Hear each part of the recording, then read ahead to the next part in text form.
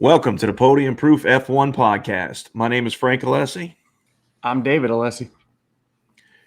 Well, another race weekend, another Max Verstappen victory.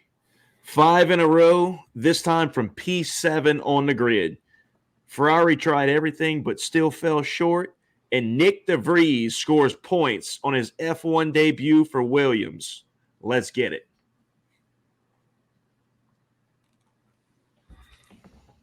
All right. Monza. Should save that intro for Austin, bro. Right? Yeah. Old McConaughey is going to be there. All right. All right. Well, Monza is in the books, and it was quite the interesting weekend, man. Another weekend full of grid penalties. Another weekend where it really didn't affect the outcome. Yep. You know, you had your big three teams finish 1 through 6, and your typical pecking order in the front. Mm-hmm. You know, I gotta say, kudos to Ferrari For not making us drink Pinhook tonight. Yep. I mean, hey, baby steps, right? Yeah. One at a time, man. Just got to start knocking them out one at a time. Nice, clean weekend. Yeah. You know, some people were questioning their decision on that, but I feel like head to head, there's no chance they'd have been able to one stop and beat Max. No. So, that wasn't happening. Taking advantage of that VSC early on was really a great play, in my opinion, by them.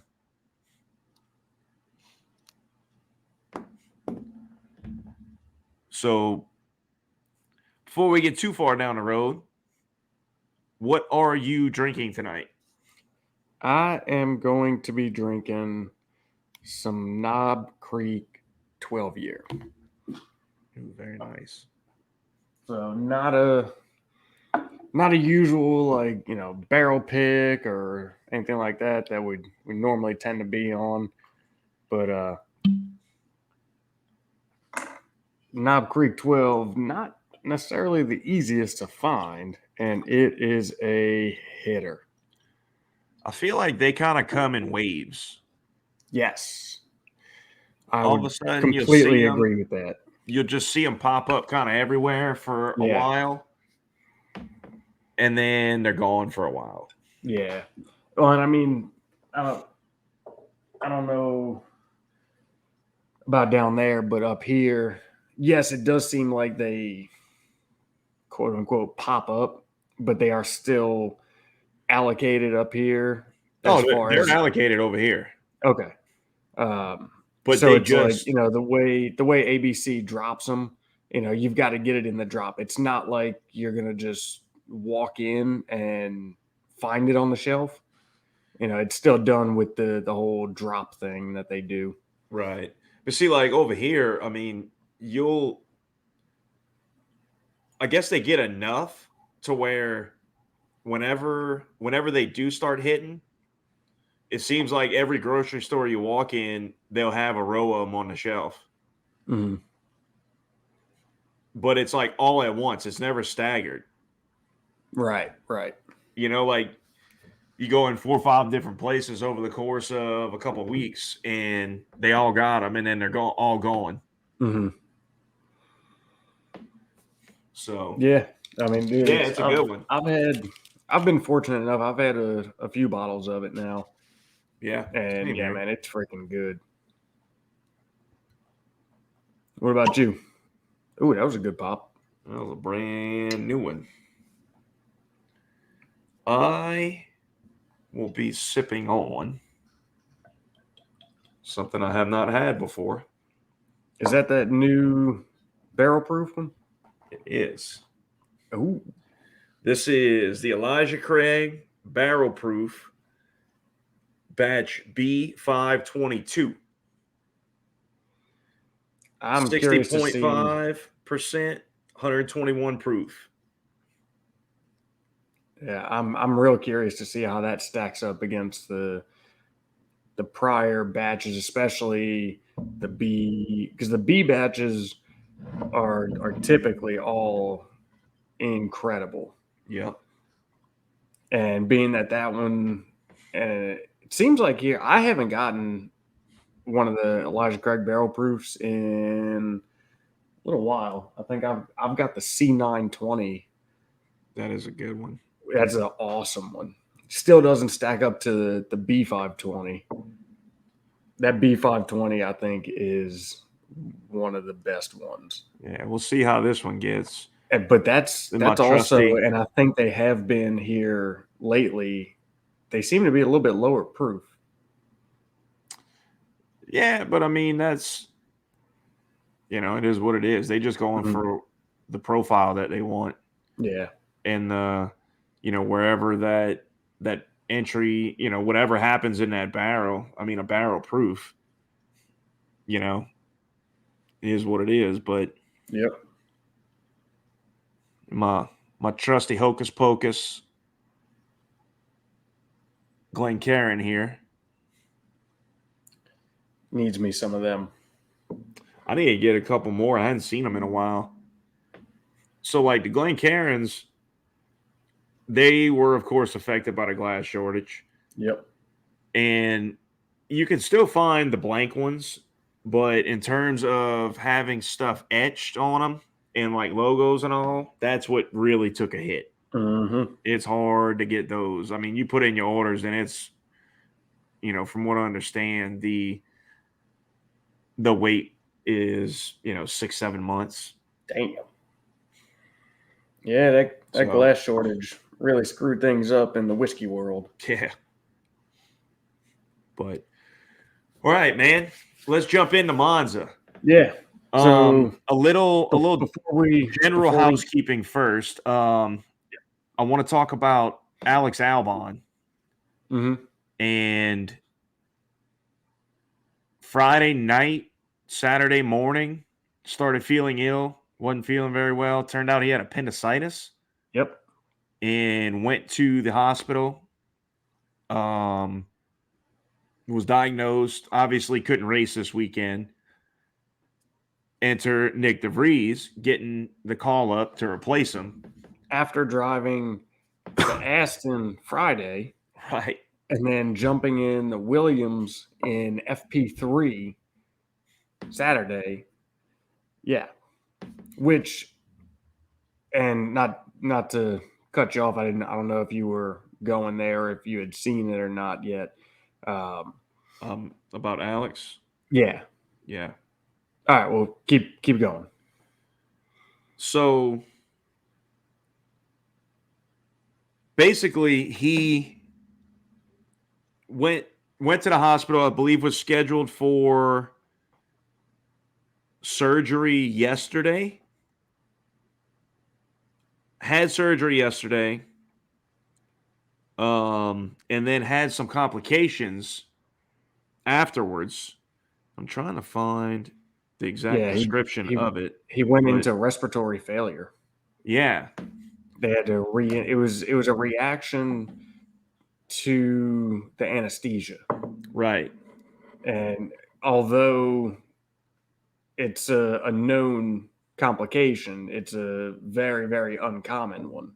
Yeah, and very serious. They ended up having to re-intubate him and all kind of stuff, which he's good now. So, he's out of, he stayed last night in ICU. Yes. And is now out of ICU. Yes, and the latest update that I read is he is scheduled to go home tomorrow. Mm-hmm. But yes, he is in just, out of ICU in just a regular room. I don't know, whatever you call it. He's in Gen Pop. Hospital.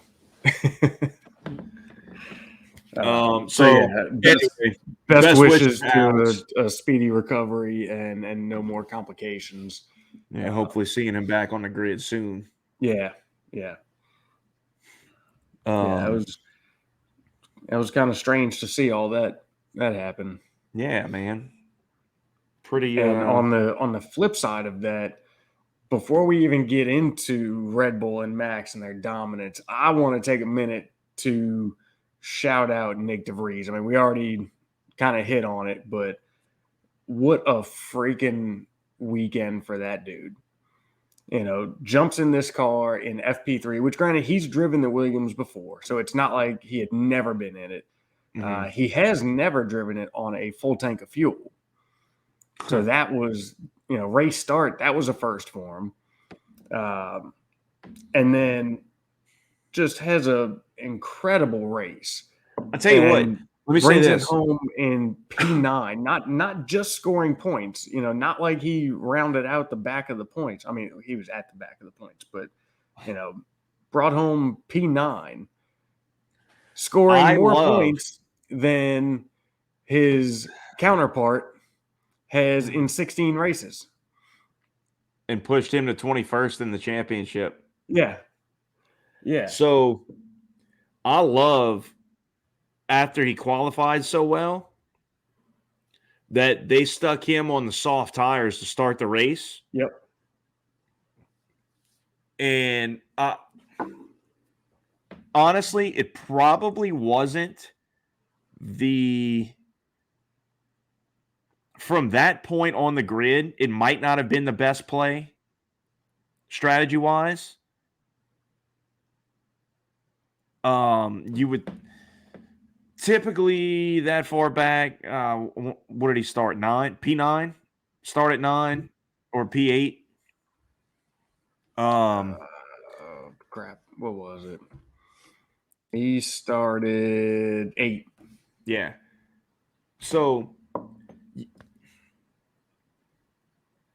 I would think you would have liked to run a little bit longer on that first stint, but granted, maybe in a Williams, you're not expecting that you're going to be doing a whole lot of overtaking.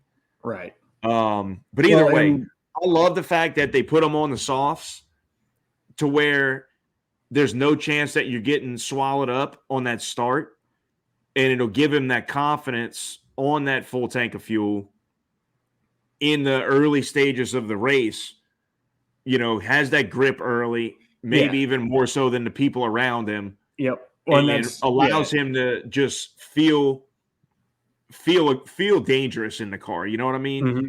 Yeah, and that's exactly where I was going to go with it. I think it was also strategic in the notion of he's never driven the car with a full tank, so let's give him the max amount of grip that we can for going into turn 1, and just for those first few laps till you get some fuel burned off and whatnot. So I think it probably had a lot to do with that as well. I'm sure, but I like it. I think the fact that it probably inspired a little confidence in him and gave him, a fighting chance. I think that was kind of a secondary effect of it that just so happened to work out to be a great play. Yeah. Sidebar, this B522 is rolling. Nice. And this is the neck pour. Not only did he spend more laps in the top 10 or top 9 or something than his counterpart has all season combined, score more points than his counterpart has thus far this season. He also got driver of the day too. Yeah, this is true. Which he rightfully deserved that one. Absolutely. No, I mean, dude, just hats off to him. That was a fantastic drive in an absolutely crazy situation. Yeah. If he would have absolutely shit the bed this weekend, nobody would have faulted him for it because, Friday you're driving an Aston Martin. Saturday, P3 in quali, you're driving a Williams. And, it's everything's different. Yep. Not only the feeling of the car, the procedures for the car. Oh yeah. the communication back and forth between the team. Mm-hmm. I mean, that's a serious feat that dude pulled off, man. Oh, it definitely is. And, Yost, kept it. Yeah. Yost or Yost? Yost. He told him, he was like, and I'm going to kind of paraphrase because I don't know the exact wording, but he basically told him, look, man, go out there and give it hell. Like, whatever happens. Mm-hmm. Just go out there and give it what you can and whatever, like no pressure. That's whatever happens here is not going to affect anything else, Right. So, and I think that kind of no pressure situation also greatly benefited him. Well, I mean, you could say no pressure, but right. It's yes, your yes, first F1 race and you had no time to prepare for it. There's a shitload of pressure. Yes. You know what I mean? Like, I should say he's never felt no pressure like that before. The no additional pressure. Not to mention he's lining up next to Max on the grid. Right? Yeah. That in itself is a little bit of pressure. Like, you want to talk about pressure? Like, man, if I get this wrong in the turn one, what if I take out Max? Yeah, now that's a whole different level of pressure in itself. Yep. Yeah. And then, man, freaking after the race, he pulls in the Parc Fermé, and he's on the radio. He was like, "Can somebody come help me out the car? Because I can't lift my arms to get out the car." Mm-hmm. Like, God damn, dude. Like, he was. What an animal. Oh yeah, man. Yeah, just the fact that that didn't set in right then and there, like that. No, that probably set in like instantly when he shut the car off. Well, yeah, but like aside from the adrenaline you got, that'll kind of mask some stuff like that. Like he was feeling the wear, for a while, and just kept on pushing through it, man. And yeah, so again, hats off to that dude for a fantastic drive. Hell yeah. That's awesome to see, man. Just seeing somebody just like get a little crack in a door and just drop kick that sucker open. Yep. Oh, yeah. So, all right, man. Well, let's jump into Red Bull here. Yep. I'll let you lead that one off. Well, I mean, no big surprise there. Another blisteringly fast Red Bull car. Another flawless performance by Max and the team. They, as we seem to say every week in and week out, they've just freaking got it, man. Like, it doesn't matter what track we hit, whether it's a slow speed track, high speed track, low downforce, high downforce, whatever. They've just freaking got it. The setup is there. The driver is obviously there. The team is there. The strategy, like, it's just all working like such a well-oiled machine. It's unstoppable. It really is, man. And I'll tell you, like, what seems to be their biggest strength is their ability to keep their tires in their ideal window for an extraordinarily long period of time. Mm-hmm. I mean, look, dude, that Ferrari was quick this weekend. It was not. Yeah. There were no issues. Ferrari ran a clean race. I mean, hell, Leclerc earned that pole straight up. He beat Max. And, like, Max didn't forfeit the pole due to grid penalty. Right. And Leclerc had legit pace early on. Unfortunately for him, it took Max all of about half a lap to get up to P3. Yeah. So he really wasn't able to capitalize on Max starting further down. I mean, Lando had a abysmal start, went into anti-stall, and that, I believe, that kind of backed up up some people into Max. And I mean, Max went from P7 to P3 in absolutely no time. Yeah. I don't think it wasn't actually half a lap, but it was no time. It was. It was not enough time for Leclerc to really stretch any kind of lead out. Yeah, I think it was a couple laps. Yeah, it was like maybe lap 2. Yeah, something starting like that. lap 3, and he was making the pass to get into P3. Yep. And I mean, the thing about Monza is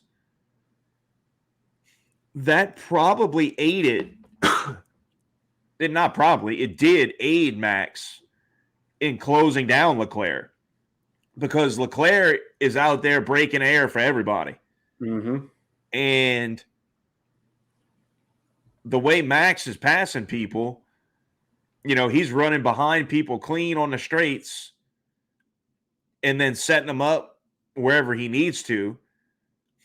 But, he really wasn't hung up anywhere. No. He was able to. I mean, he had no delays. Let's be real. Let's be real. That Red Bull is so superior to all the cars that was around him. It was just Max being Max and not letting anybody who's not supposed to be faster than him stay ahead of him. Well, hang on. I want to back you up there for a second. I just want to kind of add a little something to what you said. That Red Bull is so superior to everything else. That Red Bull with Max in the seat is so superior to everything else. You missed what I said. I said that Red Bull compared to everything else around him. Yeah. Okay. Fair enough. Yeah. Because I was specifically referring to him. Yeah. Yeah, man. Because, dude, Checo, yet again, I mean, another week where he just doesn't have it. It's just not there. And another week where we see, and me and you had talked about this. I honestly don't know if we talked about it here or not in a previous episode or anything. But another weekend where we see Checo not necessarily being the cleanest, or trying to think how to put it. Doing some things that are, I guess, questionable. Making some moves that are maybe borderline. You could call them dirty. So it seems like that's become more and more, and I wouldn't call them dirty. Well, I don't want to call them dirty, but I'm trying to kind of place that seems to be borderline. More. They seem to happen a little bit more as he loses touch with this car. Like the more, it's like he's just driving out of anger, and this is the result of or desperation. Yeah. Mm-hmm. Because I mean, look, he isn't blind. He knows what happened to the previous two teammates, right, that started to get in this predicament with Max. Yep. Now, I also think that him coming into that role and being where he was at the beginning of the season on a fresh slate compared to Max kind of validates everybody's assumptions that it was the car and not particularly the drivers. So, I guess there is that, but I mean, still, he's getting further and further away, and sooner or later, man, that's got to creep in the back of your mind. But maybe it's not. Maybe he's locked in, good to go. But nothing would surprise me with Red Bull in terms of their drivers when you get Helmut Marko involved. Yeah. You know, I mean, you can go from good graces to not very quickly with him.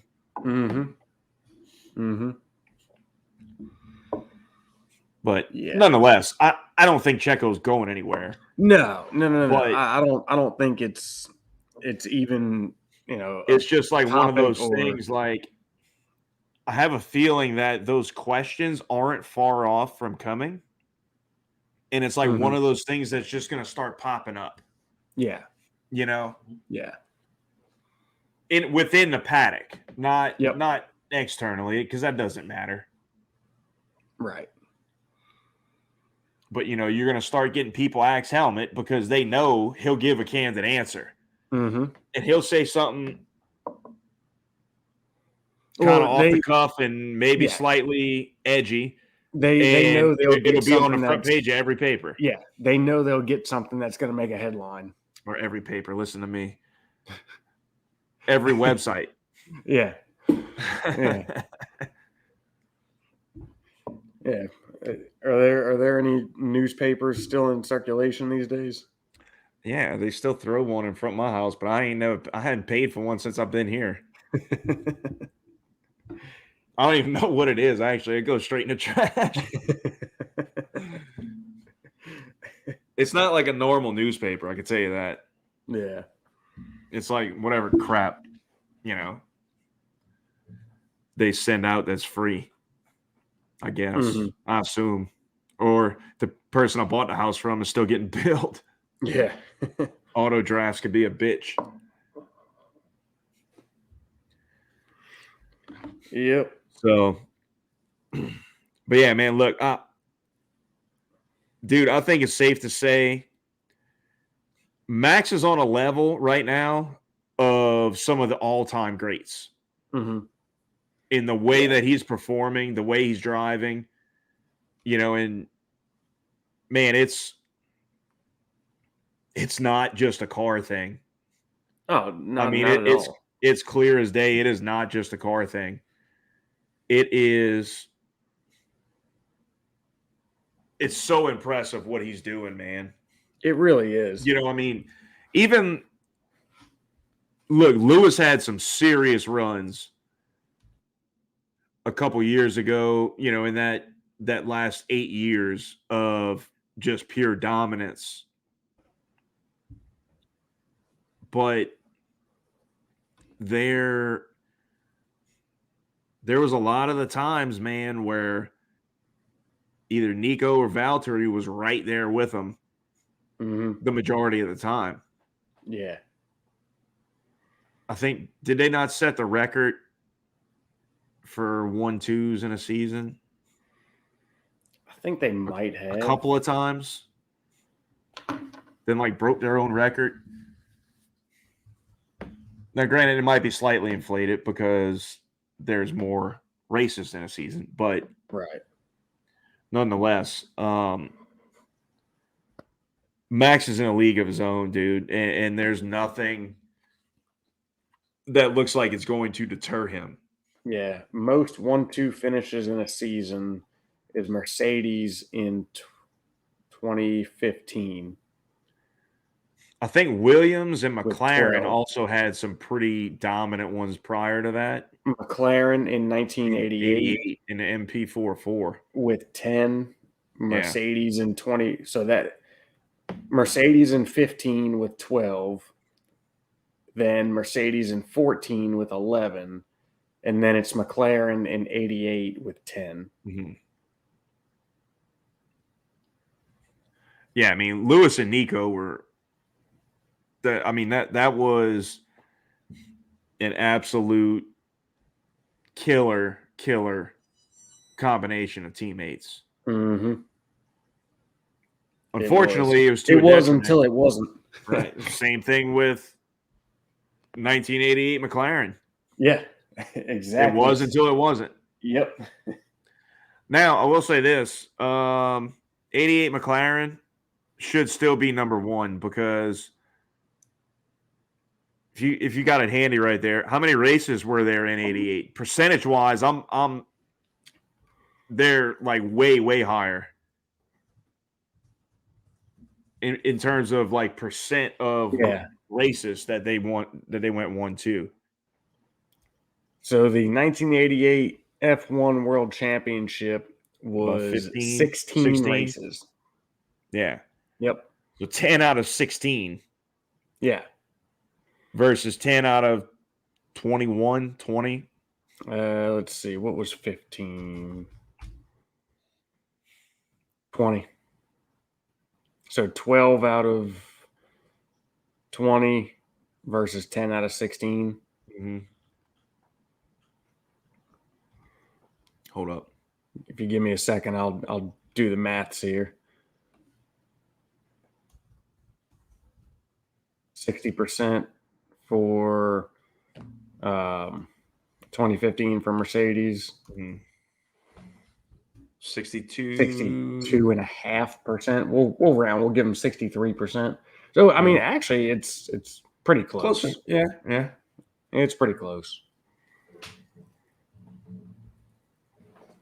Well, hell, look at that. So, but yeah, nonetheless, I think that just kind of goes to show what kind of level Max is on. Mm-hmm. You know, I mean, he's doing all this where you have a teammate who's getting less and less competitive. And man, I can't understand that the development is aligning with what Max likes. But man, like it's mind-boggling how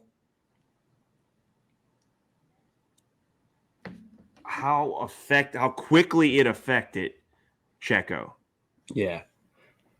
I mean, it was like a light switch, dude. Mm-hmm. Pretty much since what, Monaco? Since he won Monaco. Yeah. Which, to be fair, we don't really know what his true pace was because the other cars were stuck behind him. Mm-hmm. You know, he got shuffled in due to some lucky circumstances, and you know, it's Monaco. Yeah. Your pace is the field's pace. Right. You know, so I mean, it was obvious that Carlos was significantly quicker than him, but you can, dude, these cars nowadays, there's no passing if you decide there won't be. Yep. Unless you make an error. Mm-hmm.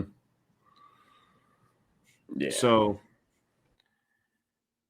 I don't know, man. I'd like to see Checo figure something out. But like we talked about before, I don't know if it's something that he's capable of at this point in his career. Kind of a lot like Danny Rick. Yeah, you know, and it's like, so I see both sides of what I'm about to say. Like the old dog, new trick thing. That's a real thing. Yeah. So there's that. But at the same time, there's also, these are the best of the best drivers in the world. These are the elite. You would think that at this level, they are much more capable of adapting and overcoming and, you know, like not be so stuck in their driving style. Well, you know, like, but hold on. Here's the thing though. Because you're right, but at the same time, he's doing it. He's being compared to the elite, the guy who's elite of the elite. Yeah. So, yeah. You know, it's not to say that he's not doing a great job. It's just that his measuring stick is driving on a level that only, you know, maybe 10 people in history have ever really been at. Well, yeah. I mean, looking at Checo, yes, that argument is completely valid. But when you look at like Danny Rick, just not being able to adapt to the car that does not suit his normal driving style. I'm not comparing Checo to Max in this instance. I'm Well, that's actually what I'm more saying, so though. Like, I'm more so just comparing Checo and Danny Rick and how similar it's kind of looking with both of so them. Just not being the able thing to about adapt. Danny Rick is that he cannot come to terms with is, how he always had this shtick of like the last of the late breakers. Yeah, the So braking is what has exactly. troubled him for the last couple years. Apparently, this McLaren needs to be. I hope I don't get this backwards, but this McLaren needs to be um braked. Is it all before the corner and then you drive it through the corner? And what Danny Rick was accustomed to and cannot come to terms with is that because he was accustomed to late braking and being able to brake through the corner Well, so that's and trail kind of braking. using the brakes to help rotate the car. Yeah, well, and And that's the definition of trail braking, right, and but yeah, the McLaren essentially does not allow for that. And that's his issue. mhm. Like he's not able to come to grips with that. It's not the characteristics of the car, like in a sense of like it's loose, it's tight, whatever.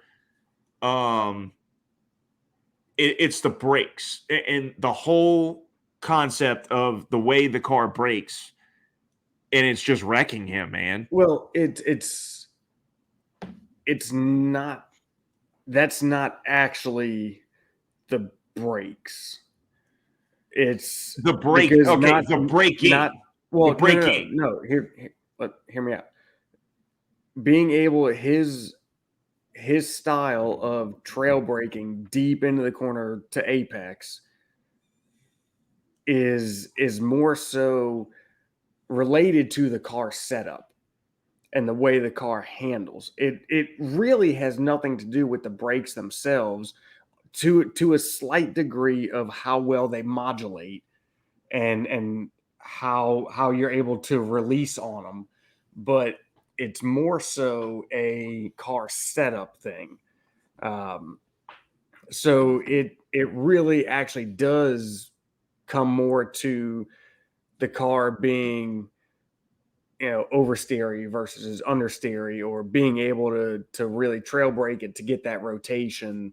It really does actually come down to car setup and just you know the way the McLaren is, and maybe the way the McLaren is designed, maybe it's not something that can be adjusted in with setup changes. That's probably the case, because otherwise, if it could be, I'm sure they would have done it a long time ago.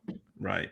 You know, but it's probably just a design thing of how those cars are designed. Whoever is designing that car, that's just the car that they've got. It's not really set up or able to be set up to facilitate that style of driving for him. Um, And maybe that would explain his pace at Monza compared to kind of what you see everything else, because you don't have, Monza it's a pretty straightforward it's a real track. point and shoot kind of track. Exactly. That's a good way to put it.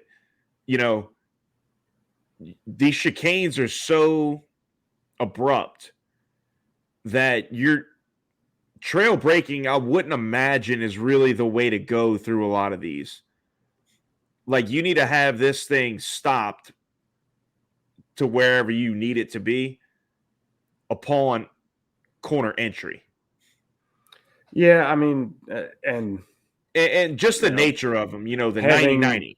Yeah, or whatever, more, but having never driven an F1 car, which, if anybody that hears this has the capabilities of setting that up, I think it would be great research for the podcast, and we'd really be able to elaborate on some of these things. Mm-hmm. But my take, is that, really the only corners that they would be trail braking into, and hell, I've never actually seen like the brake trace of any of these guys, so I don't know how much trail braking you can really do in an F1 car. I know I trail brake the shit out of my car to get it to rotate, but I don't know if you can really do that in these F1 cars. I don't know. Love the chance to find out.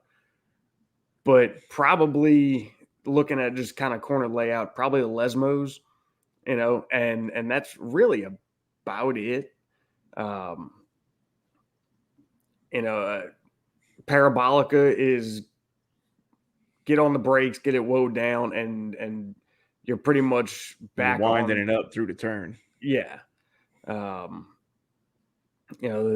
Ascari is, you could probably trail brake a little bit into the first part of Ascari. Then it's on throttle the rest of the way through. There's no other braking in it.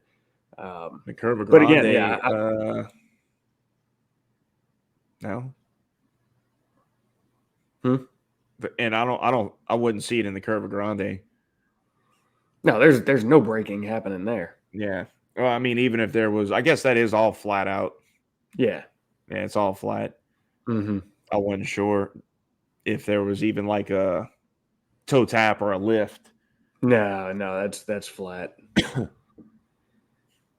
Yeah, so, but I mean, kind of back to the original point, of I fully understand, your driving style is your driving style, just thinking, kind of thinking about it from my own point of view, I have a driving style and prefer a car to be set up a certain way.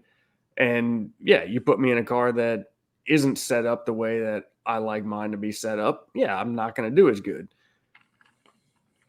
But I'm not them, like I would think that, and maybe it's the complete opposite, right? Maybe they are like so freaking set in their ways because they are, I don't know. Maybe it's really the complete so dialed opposite. in, and they're such they live on the edge so much. Everything is such precision with them, and has been for the last however many years they've been driving top level single seater formula cars. Right? Like maybe so, but then just the other parts, like, well, these guys are the elite. Like you would think they would be the ones that can adapt. Whereas, other drivers, maybe not so much. I don't know. There's two sides of the fence there. I can completely see both of them. Yeah. So, all right, well, let's move on down the road here. Yeah. Look, Ferrari, they ran a clean weekend. They had a fast car. They just do not have the ability to match their tire life with Red Bull. And that seems to be the absolute difference that has kind of separated itself throughout this season. Mm-hmm. It kind of ebbed and flowed a little bit throughout the first half of the season, with each one of them at some point or another having the upper hand. Yep. On the tires, and whatever Red Bull has done lately has just absolutely taken, no pun intended, the bull by the horns when it comes to that, and like everything else that they have done, massive advantage. Yeah, everything else that they have done, it just freaking works, man. It right. But yeah, I mean, Ferrari had a good race. They honestly got a little. I say they got screwed. They didn't. It's not like something happened that it caused them to be screwed. It was just kind of luck of the draw. But with the VSC, they really didn't get to capitalize on the full pit stop under VSC, because the VSC right. ended like right as I think it was like right as he was getting released from the pit stall. Yeah, you're right. So they really only capitalized about on half like half. Yeah, which that difference was not going to have made a difference come the end of the race, given what Max's pace was. Right. But, if we're just kind of looking at everything, they did not truly get to capitalize on that VSC pit stop. So looking at that, it was a very short VSC. Yes. Looking at that, then it really kind of screwed their whole, because they pitted so early to try to capitalize on the VSC and make that decision to switch from possibly a one stop, because at that point you've got to be committed to a two stop. Yeah. So they clearly made that switch, and it kind of screwed them. Because then when Leclerc came out, he comes out and really doesn't get the chance to, like we've talked about, to slowly bring your tires in.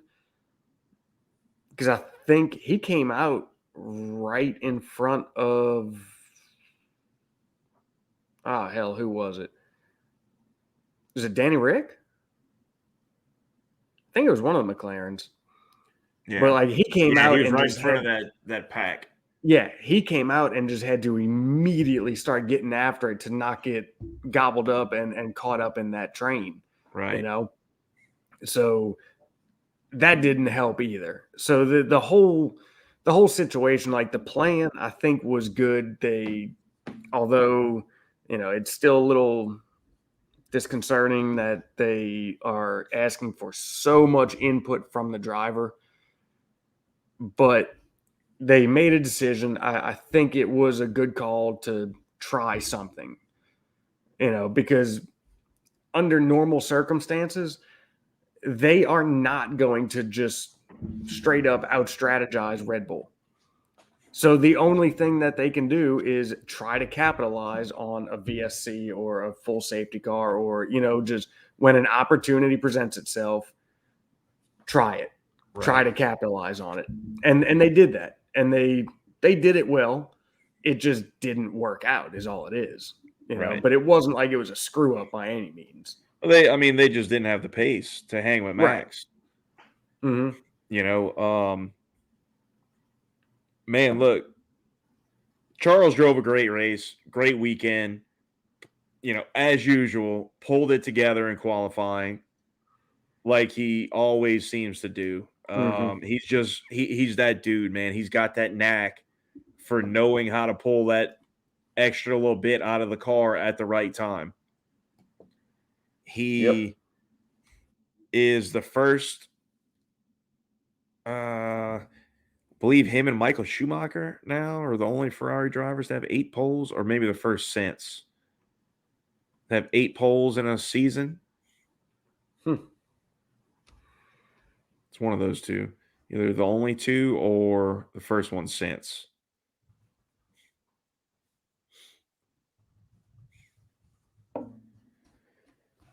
Which is pretty impressive even if it is since Michael Schumacher, considering you've had the likes of Kimi Räikkönen, Sebastian Vettel, and Fernando Alonso all drive for Ferrari. Right. Let's see. In between there. Trying to find the number. Seb holds the record for most poles in a season. Yeah, but that was at Red Bull. Oh, you're talking about just strictly at Ferrari. Yeah. Yeah, I mean, but anyway, let's not dwell on that. If you can find it, that's cool. But What a drive from Carlos, man. Mm-hmm. I mean, coming from the back to grid, he just, man, I don't know if maybe I'd like to see some lap time comparisons, but they got some pretty significant life out of those medium tires. They did. Yes. And he was pushing because they wound up extending significantly, and that wasn't the plan early on. But also, he was in that DRS train. He wasn't stuck in it. He didn't spend a whole lot of time in the trains. Well, he did, but he was picking them off one at a time consistently. Mm-hmm. But that was a rather large train. He spent a good bit of time in it, though, just steadily working his way through. You're right, though. He wasn't stuck. Right. So that he was constantly closer to the front of it. Yeah. So that helped his tires in extending. Sure. Because hell, at that point when he was working through it, that train had to be what, 6 cars? Oh, at least. But he ran through a couple of them. Yeah. Well, yeah, the big one was like 6 of them, and that was like the Danny Rick, Pierre Gasly, Lando, Nyck De Vries are at the back of it. Mm-hmm. But then, a little bit further back, there was another like maybe 3-car train going on or something, him making 4 maybe. But yeah, I mean, he never got stuck in one of them. Right. He would get to the back of one of them and just one by one he'd pick his way through it. Yeah, man, it was absolutely impressive. I mean, fantastic drive by Carlos today. Yeah, he was just on it from the jump. Yeah. And I'll tell you right now, old Mr. Russell was very lucky that thing ended under a safety car. Mm-hmm. He was going to have some trouble coming his way. No matter what, if that safety car doesn't happen, or if they go green after the safety car, Carlos was taking that P3 from him. Yep. He was closing him down at about 1.5 seconds a lap. Mm-hmm. And I believe he was 6 seconds back with 8 laps to go. Yeah. So you do the math. That P3 was his. Yeah. And they're like, oh, you got to, it's one thing to get to him. It's another thing to pass him. Not when you're closing somebody down like that at Monza. Yeah. No, that would have been a breeze by you. You've clearly got the pace to get right on by him. Yeah. Some other tracks, sure. Like it would be a problem. It could be a problem to get by. Yeah. Not there. Not at Monza. If you're that much faster, as long as you don't do anything stupid and put yourself in a box before a straight, you'll drive up to the back of them and probably have the pass done before the braking zone. Yeah. Absolutely. But, look, we'll move it into Mercedes here. Hamilton had a fantastic drive as well. Mm-hmm. He did benefit a little bit from the safety car also because I believe Checo was closing him down pretty quick. I think it might have been a little bit taller of a task for Checo to catch him and pass him before the end of the race because Checo pitted pretty late for softs. Yeah, let's see. I think it was a little taller of a task than Carlos on George, but I mean, if they would have restarted, I'm sure he'd have picked off Hamilton.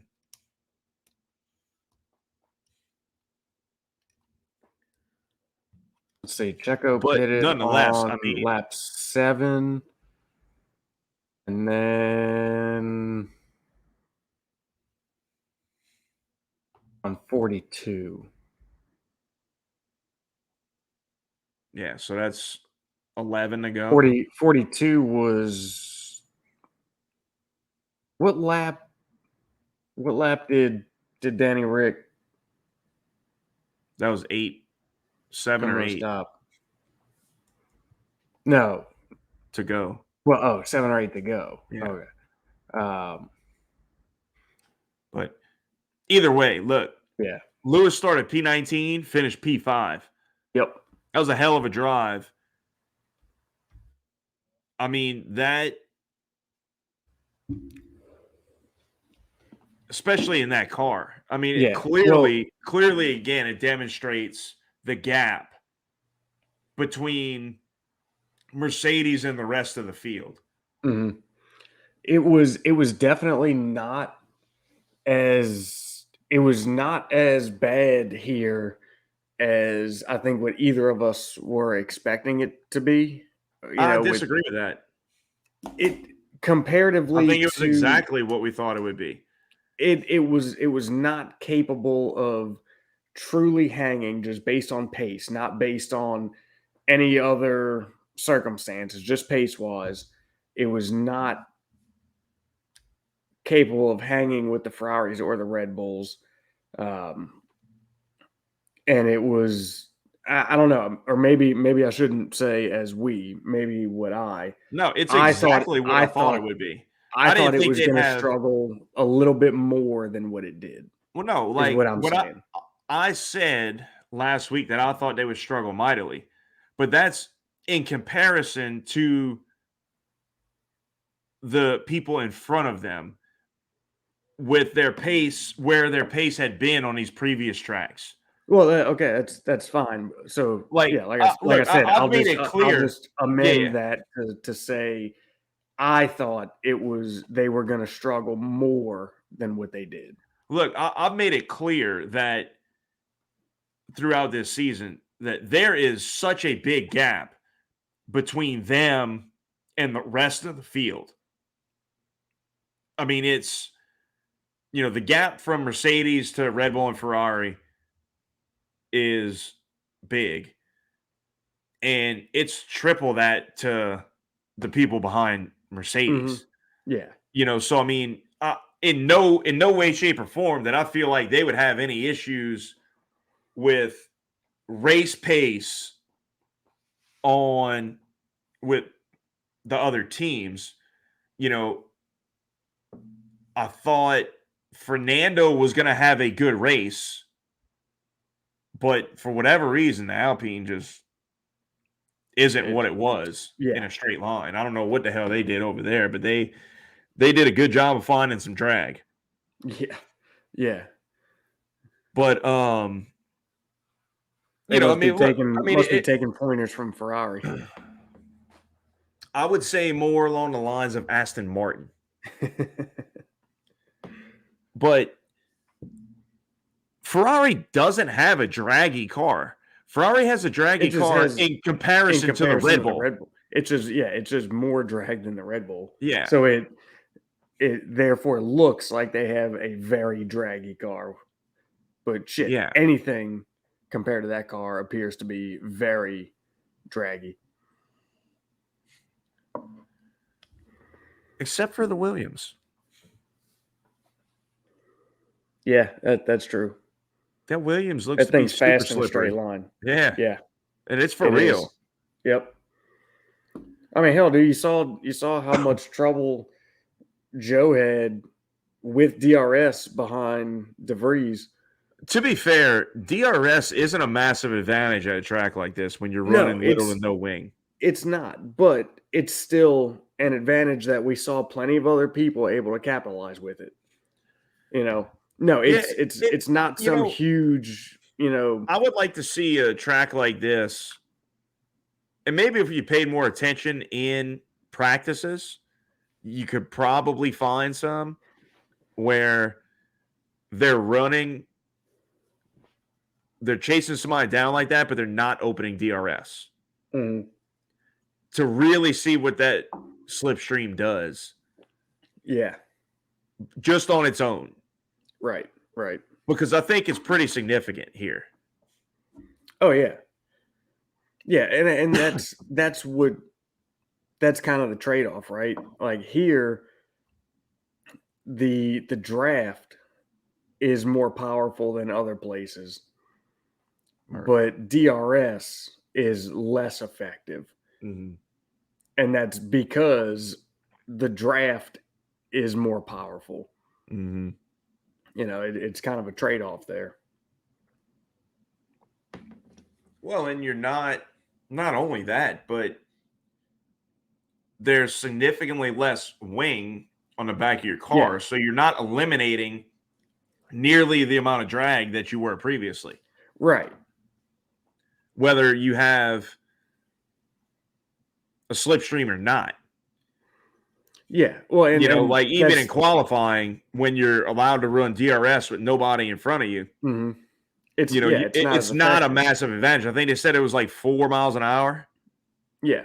Compared to some tracks where it's like 15. 12 to 15. Yeah. Yeah. Yep. So, but yeah, anyway, back to Mercedes. They did about what I thought they would. They're clearly better than everybody. I thought Fernando was going to sneak in. I did not think Ocon was going to sneak in with them. I thought Alpine would bring whatever package the hell they were running in Canada and Baku. Mm-hmm.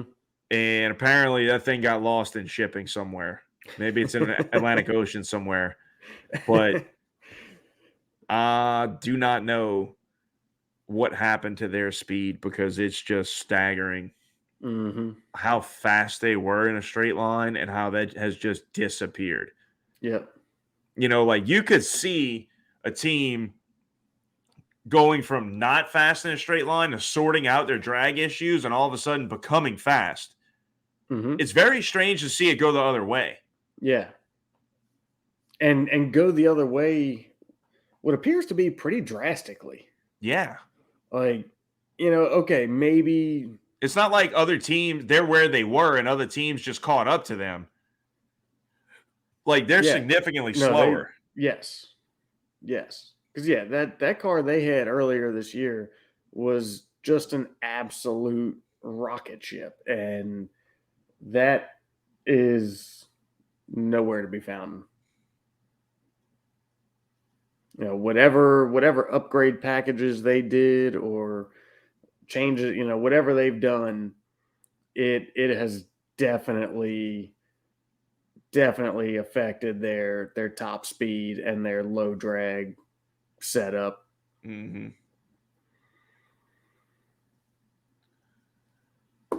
But all right, so let's move it on down the road here to McLaren. You all right there? Yep. You'll make it?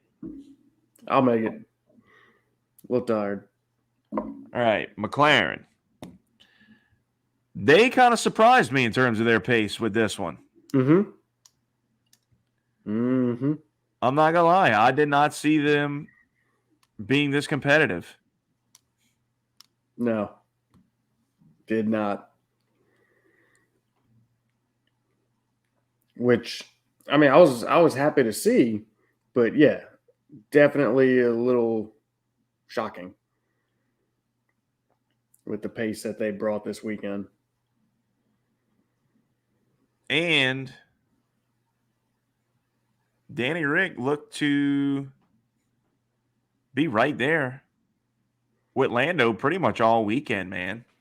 Yeah, he was.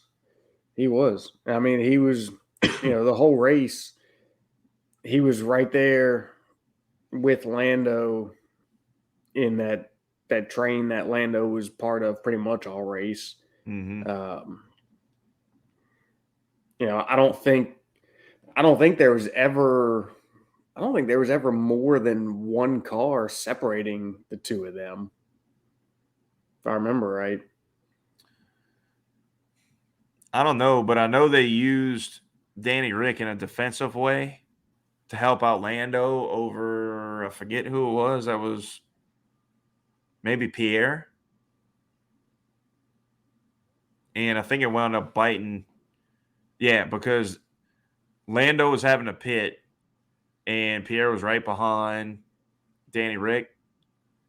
I believe it already pitted, and they were trying to get him to hold up Pierre to where Lando could get out ahead of him. But I think that compromised Danny a little bit. Mm-hmm. Yeah, it no doubt did. But yeah, I mean, overall though, yeah, he was having a solid race until he wasn't. Right. Have they released what was it, the actual engine that blew, or was it one of the other many pieces and parts, MGU, A, B, C, D, E? I have not seen it. Okay.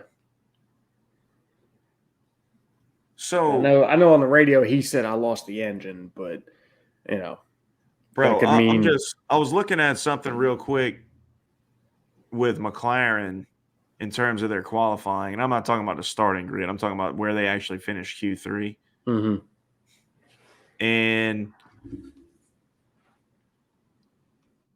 Lando was 3.5 tenths quicker than Danny Rick in Q3, 7th and 8th. Q1 and Q2, they were both within a couple hundredths of each other. And then, Lando was able to find that little bit extra. But I just want to touch on something here. You've got that to kind of show you where the Ferraris are. The Ferraris and Max relative to the rest of the field in terms of one lap pace, which obviously the Ferraris aren't as fast over the course of the race, but I'm not talking about that. I'm talking about the potential of the car. You had Charles on pole with a 121.161. I'm sorry, a 120.161. You had Max right behind him at a 120.306, followed by Carlos, another 10th down at a 120.429. Fourth place, Checo, is 8 tenths behind Carlos. Really 7.5 tenths. Mm-hmm. That is a staggering gap. Yes. I mean, and if you take him out of it, because he's in the same car as Max, it's the Mercedes was of Lewis. He was 200ths faster than George. So I think it's safe to say that was the exact potential of that car. You had Lewis with a 121.524 and George with a 121.542. Damn. I would say that's what that car is capable of. Yep. And, bro, that's a second and a half off of pole. Mm-hmm. That's astonishing, dude. Yes. That's the third team, and essentially Checo split that gap. Mm-hmm. Yeah. But I mean, you had, the top three within 2.5 tenths.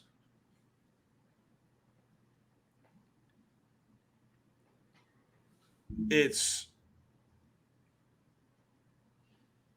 really unbelievable, man. Throw a blanket over them. They're that close. The thing that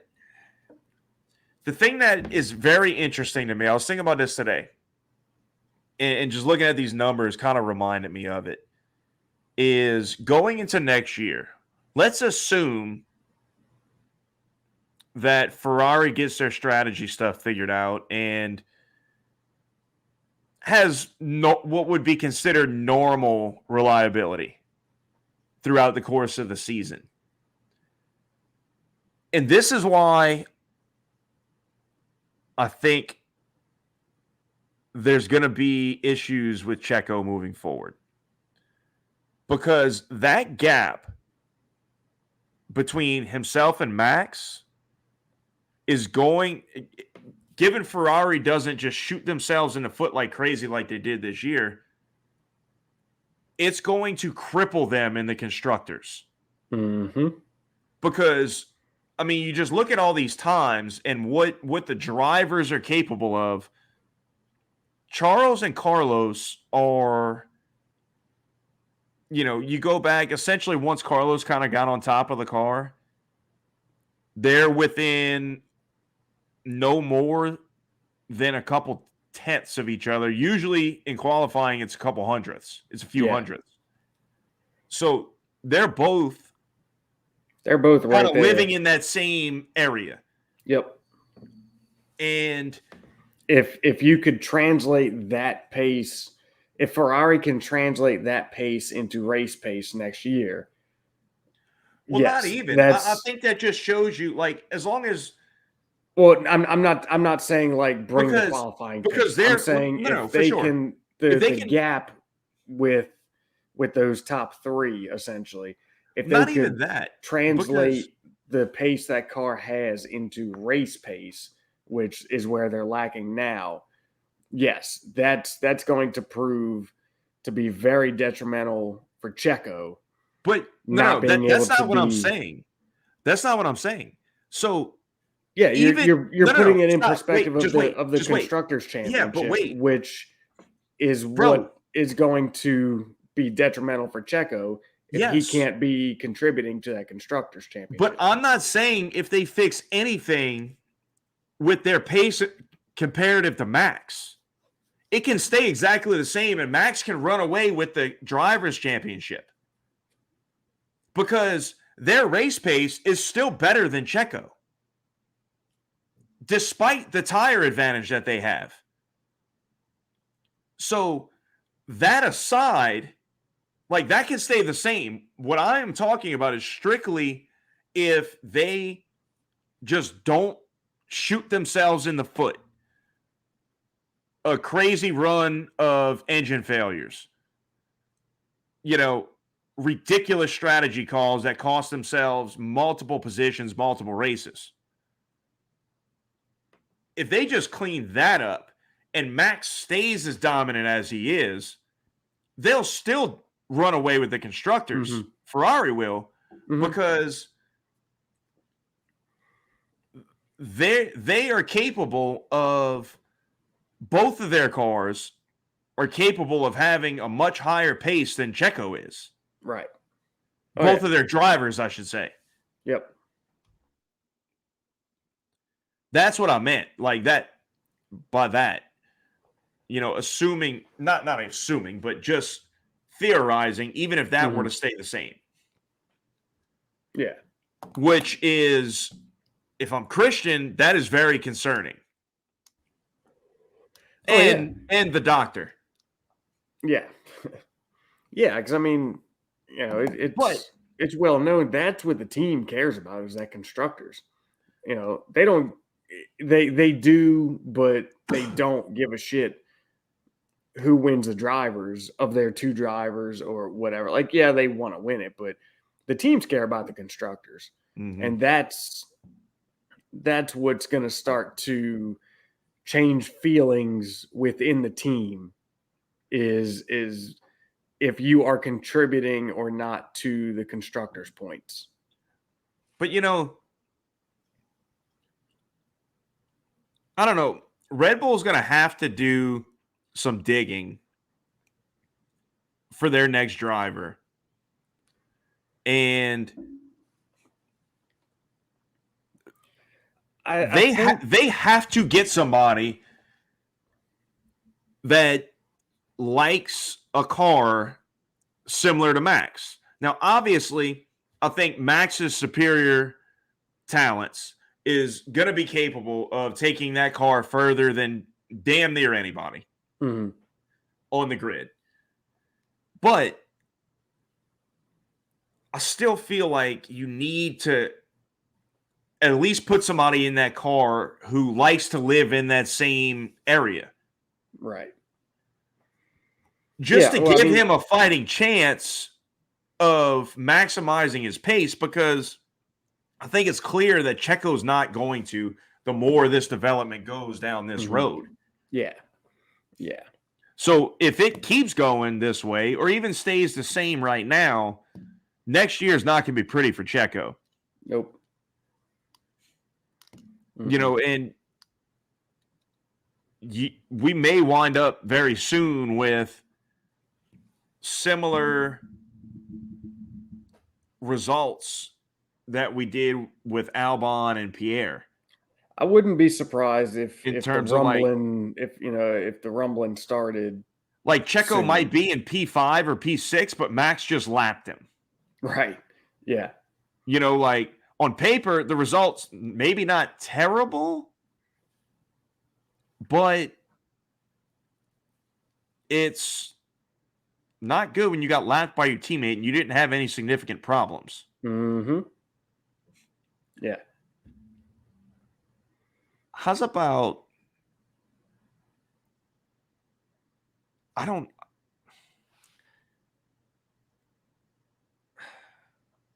struggle to say this because what I just said, and I think Checo is very secure in his seat for next year. But honestly, I think the best situation for both parties would be Ricciardo back in the Red Bull with Max. We know the car suits him. We know he likes that kind of car. We've seen it time and time again. He was not getting dominated by Max. He could live with Max pace-wise in that car. Maybe now, granted, I think Max has gotten better. Max has developed quite a bit. I agree. I agree with that. But do we think that Danny Rick in a car that suits him would be faster than Checo in a car that does not? I think that would be a hell of a reunion and a ride off into the sunset for Danny Rick. Right. Because, for one, they know you. They know what you like. They know how you operate. They know how you drive. They know everything about you. You know them. Yeah, you don't know this new formula of car, but that would be pretty quick to get caught up on. Mm-hmm. And I think it's quite apparent that it is very similar at this point in the season and in the development to what it was in terms of the progression that we've seen Max make in it. Mm-hmm. Man, I'll tell you, like I don't hate that idea. Do I think it's even remotely a possibility? No, I really don't. But I'm not against it. Not by any means. Like the more I kind of sit here and think about it and think about kind of different aspects of it, it's like, you know, it's really not a bad idea. If you're thinking about the short term being next year, they are not scared to terminate a contract. No. And when they signed Checo, it was right before he won at Monaco. Yep. And then fell off a cliff. Yep. So I guarantee you, they already forgot about that win at Monaco. Oh, you know it. Yeah. Because of his performances since and his progression in the car. Yep. So I think that would be the ultimate Red Bull move. Not only as bold as giving Checo the boot, which, let me reiterate, I really don't think it's going to happen, but it's a fun rabbit hole to chase. Yeah. And bringing Danny Rick full circle and putting him back in and being like, look, our boy still got it. Watch. He's not going to beat Max, but he's going to beat all the rest of y'all. Especially the Silver Arrows. Yep. Which Well, I think and irks the hell out of nothing makes Christian. them happier. I think it irks the hell out of Christian that he knows that their car is capable of dominating that Mercedes, and both of them are not doing it. Yeah. Oh yeah. Any jab he can get at Mercedes, he wants it. And it's still the same way. Oh with yeah. Toto. Oh, absolutely. Yep. And Mattia is just in the middle, like. Yeah, right. Yep. All right. Let's keep this thing rolling down the line. AlphaTauri. Highest they've been up there in a while. I was gonna say Pierre had the best race he's had in a little bit now. And dude, I'll tell you what, that car is not very good. No, Tsunoda was down a good bit, but yeah, that is not a good car. No, it's not. Let me see something here. Let's see, because Pierre he finished out. What was that? P8. When was the last time he had anything that high? It's been a little while. Yeah.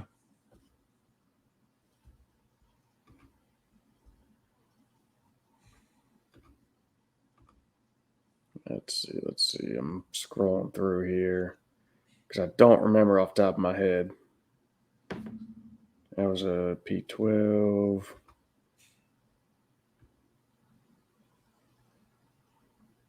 Nope, that wasn't it.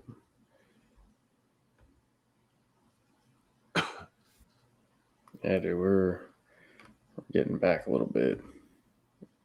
Well, I'm gonna keep searching just because I'm kind of curious now, but it's definitely been a while. So it was nice to see him have a good race, have a good result. Yeah, and there have been a lot of rumblings that he's going to wind up in that Alpine seat. There's just a lot of moving parts to that deal. Yeah. All right, here we go. So Baku, he finished P5. Mm. But other than that, they were all down the grid a bit. Mm-hmm. So yeah. There's definitely been little rumbling and grumbling with Pierre's name in it, no doubt. Yeah, supposedly he's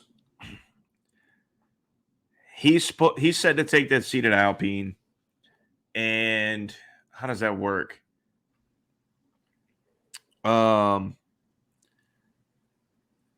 Herta is supposed to take the seat of Gasly at AlphaTauri. And it all kind of comes together because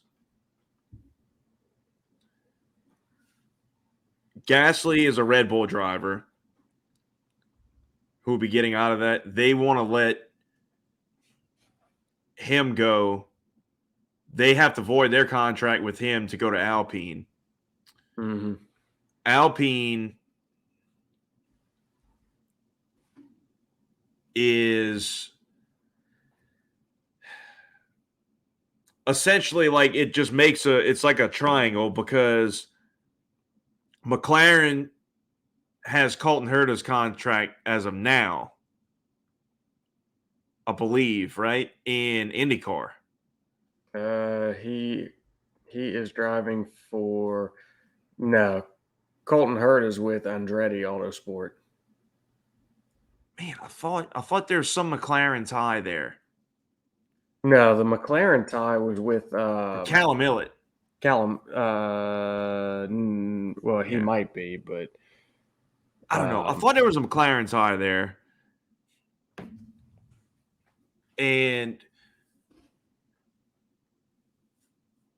basically, like, everybody was doing everybody a favor in order to make everything that everybody wanted happen. It's kind of like the three-way trade in basketball or baseball, which you don't ever see in football. Mm-hmm. So Pato O'Ward is a McLaren IndyCar driver. Because there's been, or maybe Callum Ilott has some kind of, or Colton Herta, maybe one of them had some kind of F1 affiliation with McLaren, but not IndyCar. Yeah, I don't know. I'm not sure. I don't know. That shit starts getting pretty convoluted. But Callum is part of the whole Ferrari program with Alfa Romeo and is or was. Yeah, it might have been a was. Yeah, I'm not sure. I'm not sure. Anyway, we're running a little bit in circles here because I'm not entirely sure. Yeah, there is questions if Colton Herta will be able to get a super license though. Which, bro, if you can't give him a super license, what the hell are you doing? Like, yeah, I know I would be very excited to see Colton Herta. He's been top 3 in IndyCar multiple times, I think, more than one time, along with multiple race wins. Mm-hmm. In a series that's only below, like, the only thing above it is F1. Yeah. Come on now. Yeah, so he currently has 32 super license points, and 40 points are necessary for a super license to race in F1. Mm-hmm. So they were saying that because he's the one who they're trying to get into that AlphaTauri to replace Gasly to make this deal work. So essentially, the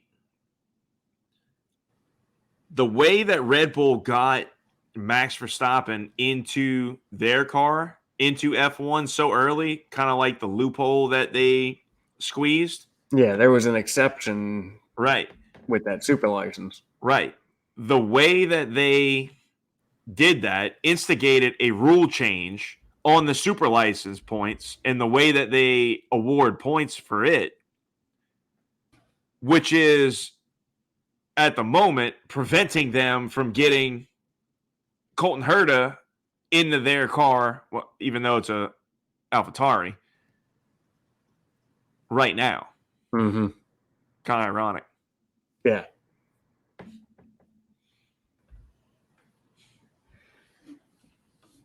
Yeah, more and more stuff just keeps kind of getting weird about this year and the whole driver market. Bro, and we thought going into it, this was going to be a boring, silly season. Yeah, we did. It kind of looked like that. And Mick still don't have a seat for next year. Nope. Nor does the next person that I want to bring up and move this thing into Williams. Nyck De Vries? No, Latifi. After this weekend, you had a dude De Vries might have thrown into your car mid-weekend, out-qualified you, and out-raced you. Scored points, which you had and not like by a small margin. No, not like finished right in front of you. Yeah. Like just wiped the floor with you. Yeah. Mm-hmm. So, yeah, I would venture a guess. There are only 2 drivers classified in this year's championship that do not have any points. Don't look it up. Care to guess who they are? I know Latifi's one of them. Mm-hmm.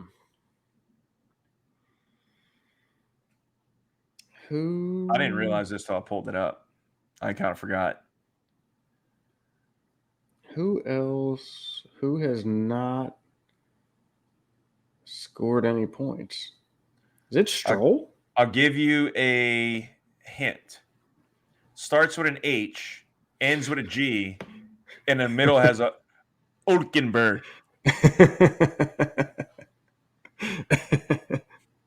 I forgot actually that he was I don't even even in a remember who he race sat in for. He sat in for Aston Vettel. Martin, for Seb. That's right. Yeah. That's right. Yeah. Yeah. Him and Latifi are the only ones that have not scored points. That's a complete okay thing because he did. I think was it 2 races or was it only the one? I think it was 2. I think it was 2. But nonetheless, like you were a fill-in. So he was not. That's the thing. He was not prepared. Like, right. The fact that you did not accrue any points is perfectly fine. Whereas I think Latifi he was almost has been there medically almost like not cleared to race because of his neck. Right. Latifi has been in the car all season long. Yeah. For multiple seasons. Yeah. Well, I mean, just talking on the points scored this year. Like, dude, you have been here 16 races. Yeah. And are the only person to not score points. Yeah. And De Vries comes in and just it's like a hold my beer moment. Bro, I mean, like, let me show you all how this is done. So, but like, look at it from Williams, man. They should have had both cars in the points. Because you got to think, with the way Albon's been performing, he'd have had that car at least where De Vries had it. I seriously doubt he'd have got beaten by De Vries.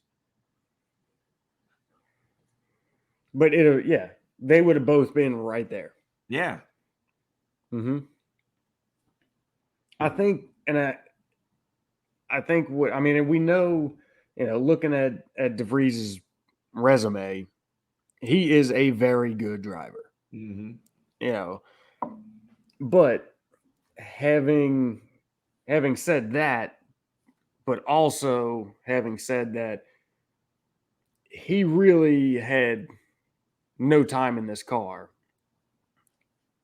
more or less tells you that he put this car where the car should have been.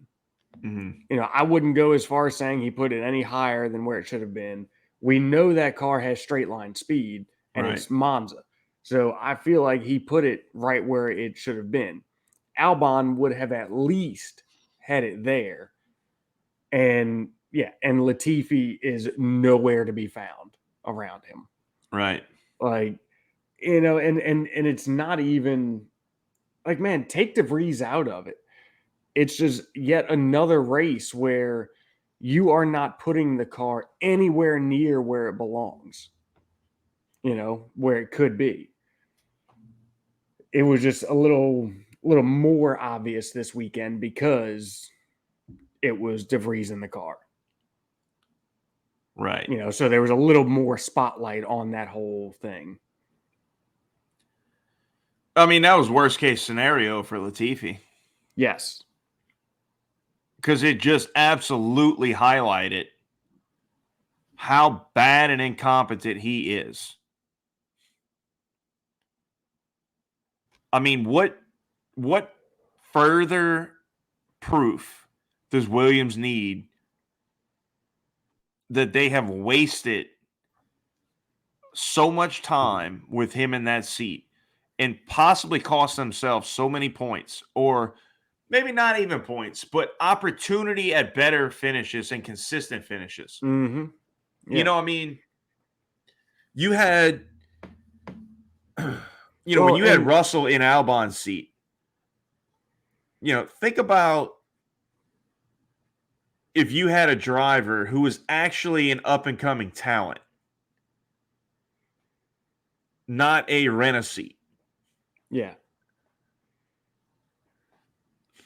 Well, I mean, look at it this way. If not even looking at it in, points missed out on or any of that, just in car development.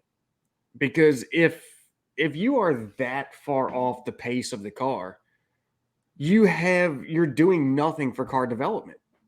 You have no input on it because your data is so skewed because your pace is so far off.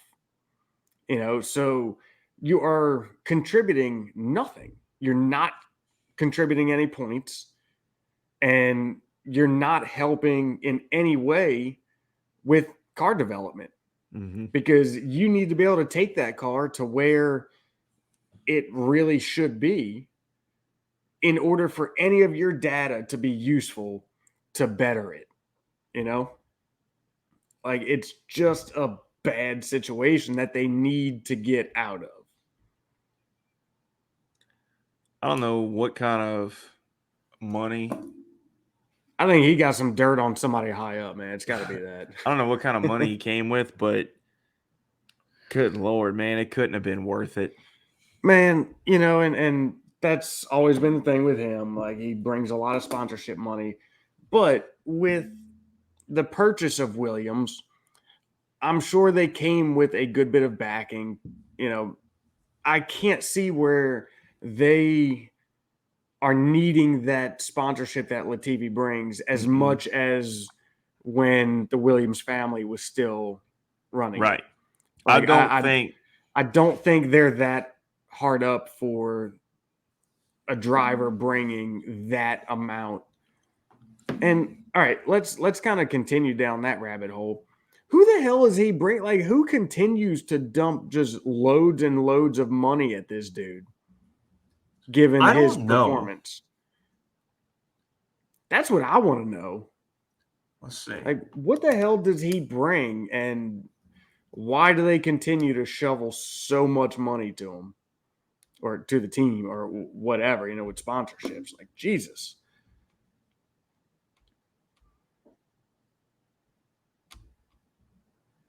Like, it's clearly I stand a chance of getting sponsored by them at this point.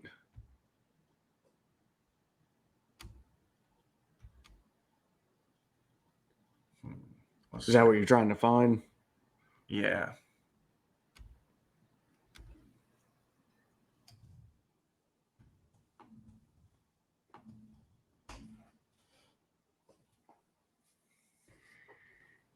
Sofina Foods, Lavazza Coffee, Royal Bank of Canada. Let's see.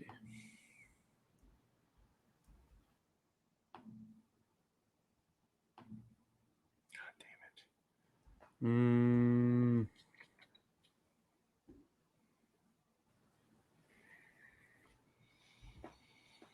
So, yeah, because, I mean, Sofina is like the title sponsor of Williams, but he brings that. They are the primary sponsor of him, run by his father. So there you go. Yeah, a little more nepotism. I knew there was family money came there. from money. Yeah, I just didn't know what that link was. And then Lavazza Coffee and Royal Bank of Canada, having been a part of his journey right from the junior driving days. They also signed up to the sponsorship portfolio of Williams. Yeah. I mean, he definitely brings some big sponsorship, but yeah, the majority of it is daddy.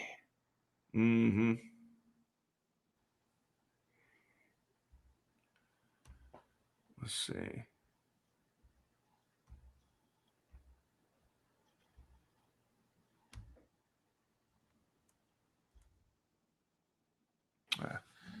Anyway, that's enough time on Latifi. He got embarrassed by a guy that hasn't driven an F1 at all this year. Yep. End of story. I'll clear that dude out of my search history. That's what Williams needs to do. Right. But bro, like how do you instantly not go to Nyck De Vries and be like, hey bro, you want to race for us next year? Maybe they did. Maybe they did, but I'm just saying, like, how do you not? Yeah. Yeah. Like, he's not locked into anyone. He's available. And he just delivered your best result? A tie for your best result of the season? Mm-hmm. Yep. Has Albon finished P9? Or has he hit 10 twice? Let's see. Let's see here.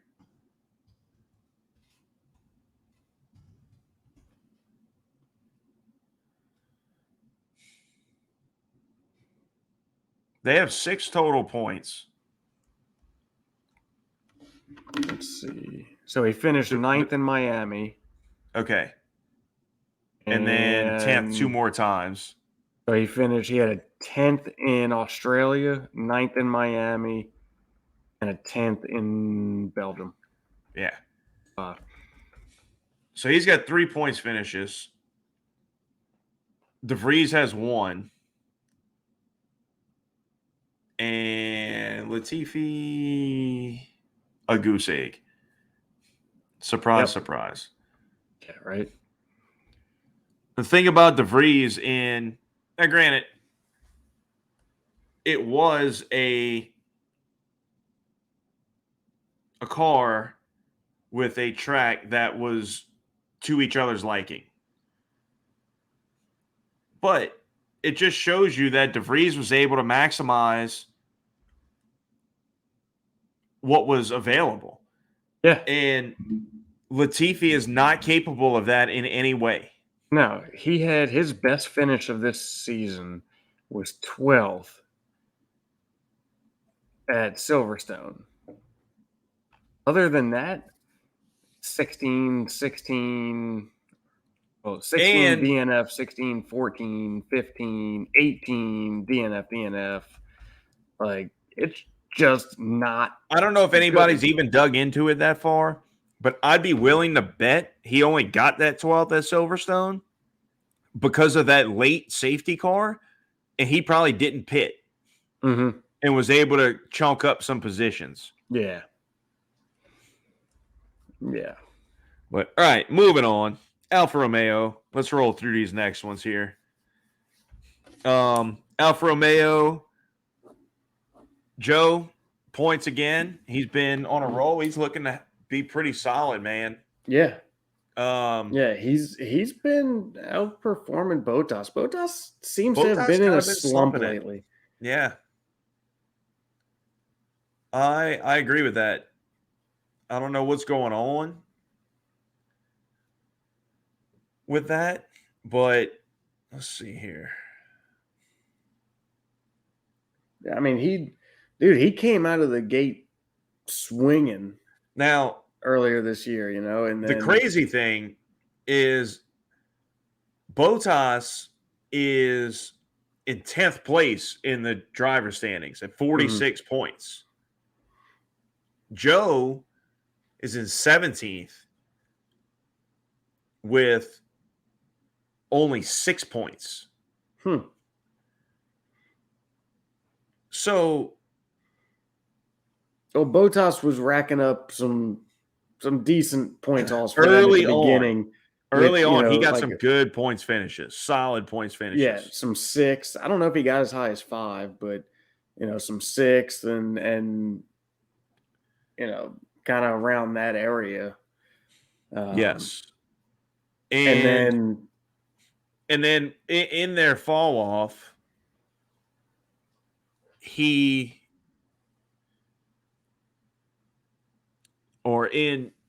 Bottas's fall off, it kind of coincided with Alfa Romeo's descent to the back of the field. And now Joe's been beating Bottas, but it's just not worth any points. Right. Yeah. But either way, they've got some serious issues, and they're kind of more where we thought they would be. Yeah, I mean, where they were earlier in the year was a complete shocker. Yeah. This is more of the expected. But, beginning of the year, I mean, they were there. Mm-hmm. So it's like, okay, there was some possibilities there. Or they just happen to nail a couple things right off the bat. And as everybody else has progressed, they just haven't been able to progress that development. Mm-hmm. And I think that's probably what it is. They just nailed a few things right off the bat, and Bottas was able to capitalize with that. And you're just seeing everybody else just kind of surpass them like they're standing still. I don't think it's that they did anything to pull themselves back. Mm-hmm. They're just not moving forward at the rate of everybody else. Right.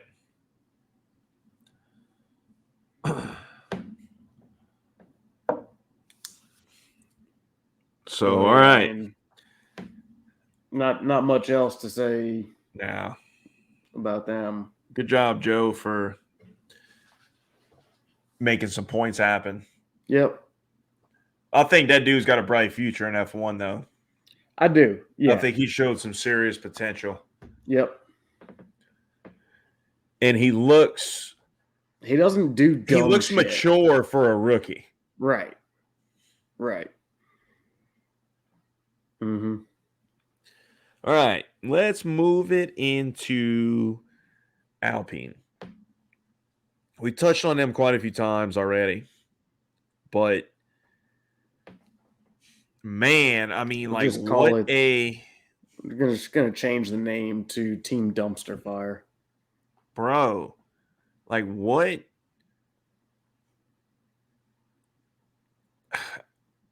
What a disaster this weekend, dude. Mm-hmm. Like, everybody thought they were going to be strong. Yeah. And man, I'm wondering, like, are we just seeing, because dude, all the stuff with Alonso and the team and Piastri, that all happened out of nowhere as a shock to everybody. Like, I'm wondering if that took such a hit on just everything within the team that, we're going to just continuously see a decline. Like, it just kind of just screwed up so much within the team. I think the opposite is true. I think that just brought to light the problems that have been evident for a long time to the people on the inside. Mm-hmm. Because, like, you have a guy in the twilight of his career, no matter how good or bad he's doing, which Fernando has been driving at an unbelievable level that really I don't think anybody expected in his return. Like, for real, expected.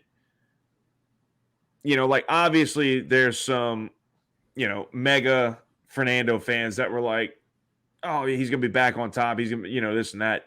I don't think anybody realistically thought he would be driving again at this level. Right. But why would, think about how bad it would have to be for him to want to uproot what he's got going there in a relatively competitive car, in a car that is essentially the very front of the midfield. Like, you're that team that has the chance to take that next step to get in with the big three. Yeah. And you are in the position to more or less, obviously within limits. But if you say, hey guys, the car needs this, right? Like, they are going to do yes, it. Sir.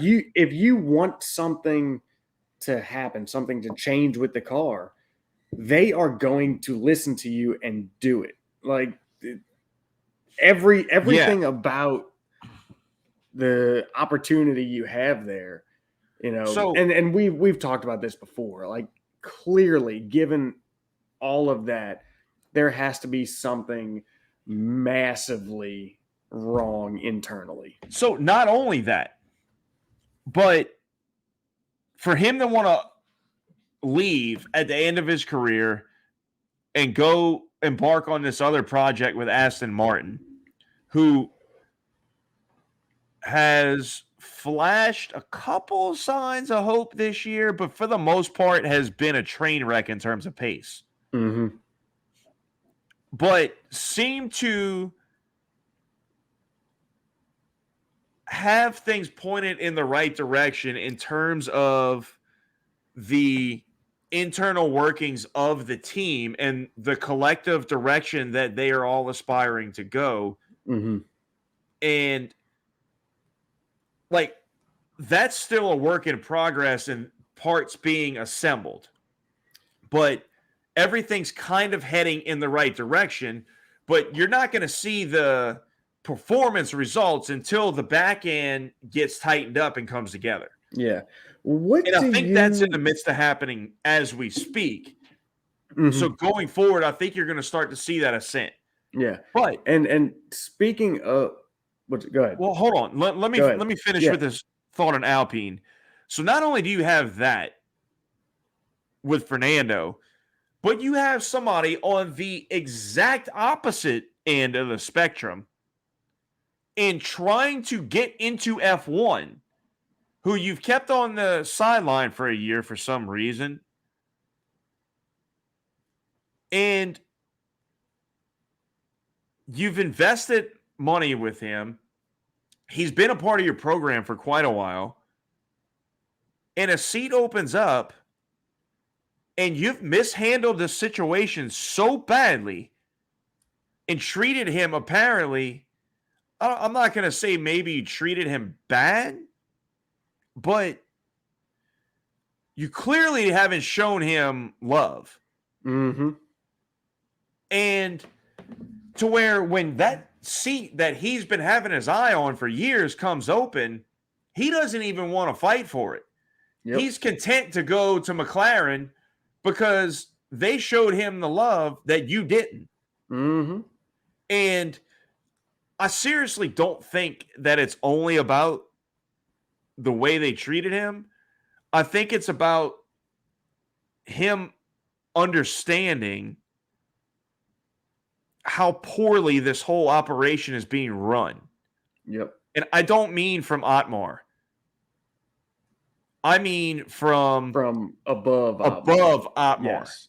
Because I don't think Otmar has much say in what goes on outside of the actual race weekends. Right. I think he is more or less a race director. And that's about where it ends. I don't know if they have someone with that actual role, but I think that seems to be about it. Yeah. He's more or less a race director and our PR guy. Like, he's the guy that we're going to put in front of the mic and be the face of the company. Because we don't want our faces there for all these. We don't know what the hell we're talking about, so we're going to let him talk. Yeah. And you know what?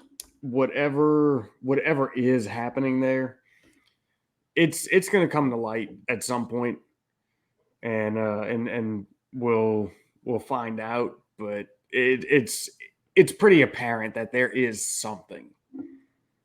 Yeah. And I don't know what kind of non-disclosures the drivers sign or whatever.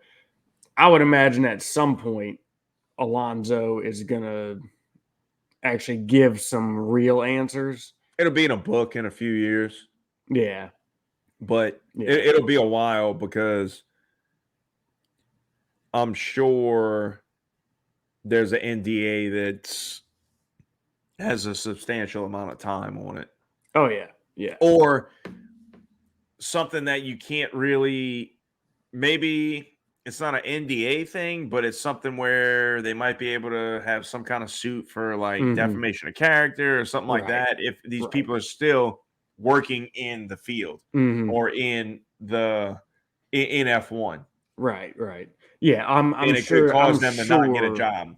Yeah, I'm sure there is something, but eventually we'll find out what's happening. And we'll just have to wait and see what that is. But yeah, as we've discussed multiple times, clearly it's something. Right. Now, keeping with the topic of Alonso, I'm gonna skip over for Haas, and we'll come back to them, and I'm gonna kind of shoot into Aston Martin, only because it kind of keeps with Alonso. So we know one of the things that Alonso wanted was more than a 1-year deal. Aston gave him 2 like he wanted, and as 2 guaranteed. And as we know, Lawrence Stroll is committed and is willing to pony up and do what he has to do to put the right people in the right position to get this team where he wants to go.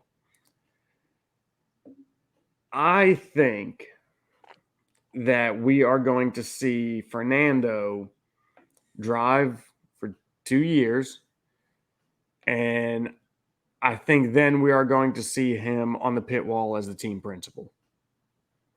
Bring him in as a driver, learn the team, learn the workings of the team, do some really good car development and driving for us, and then let him run the ship. Man, I'm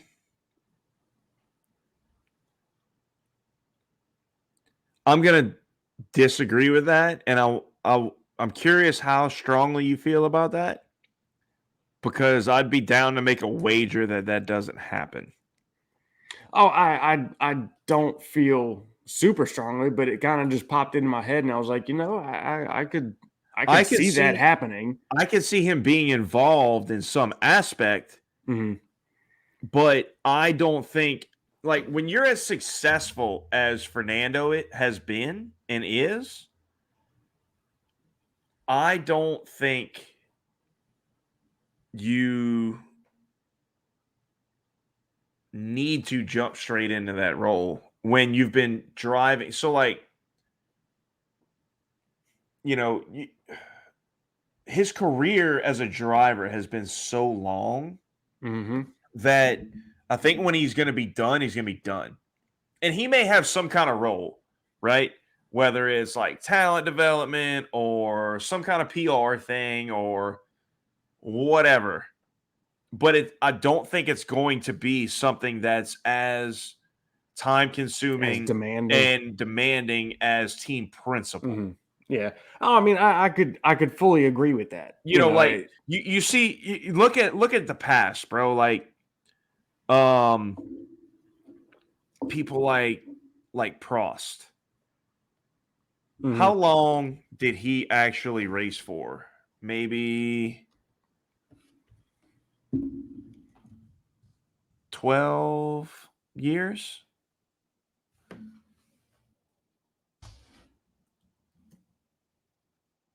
Let's see.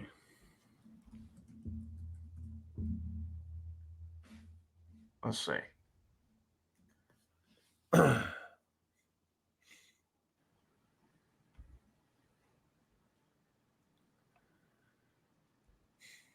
Come on, man. First race was 1980. Okay, last was 90.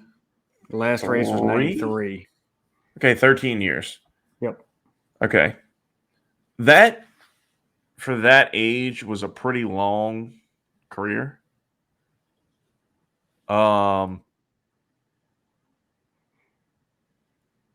He then went on to own a team, which was obviously, like, nowadays that's not really a thing that could be done, but back then it was. Oh yeah.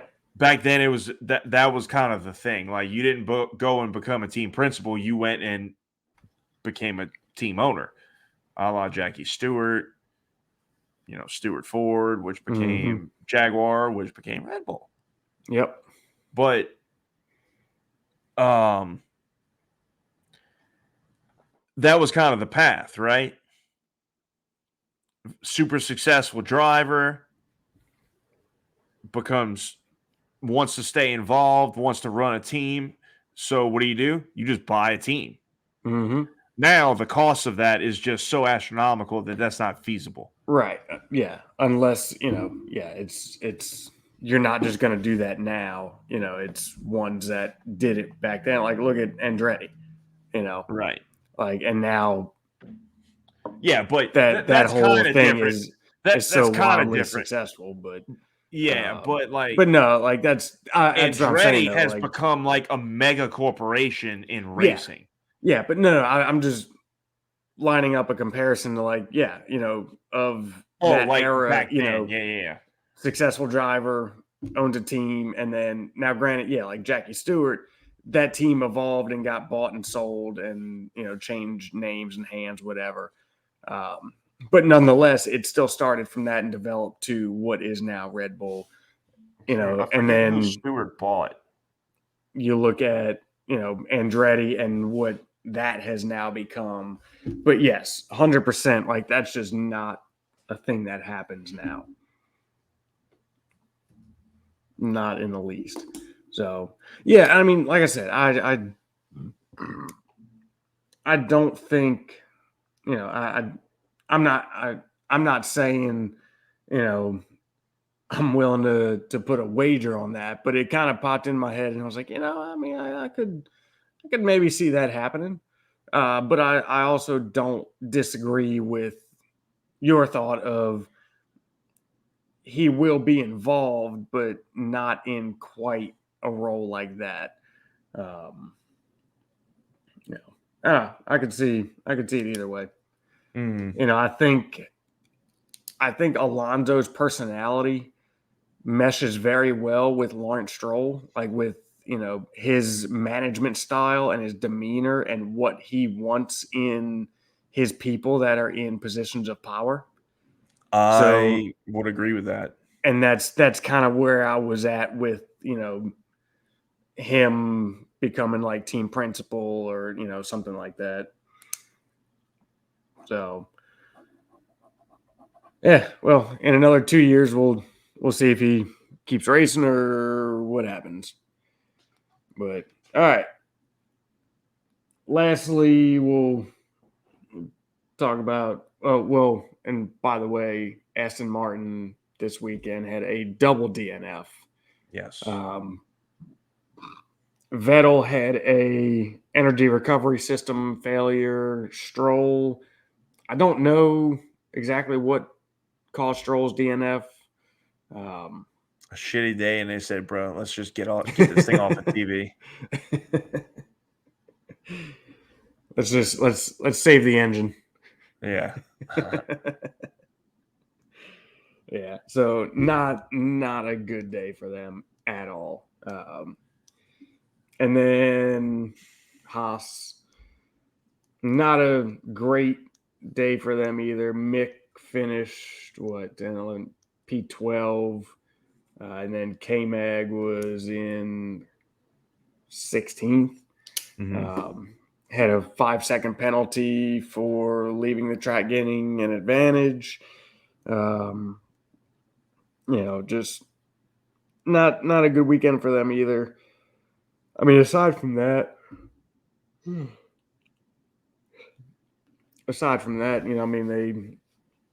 didn't really have a whole lot of airtime. Mick had some in his battle with who was it?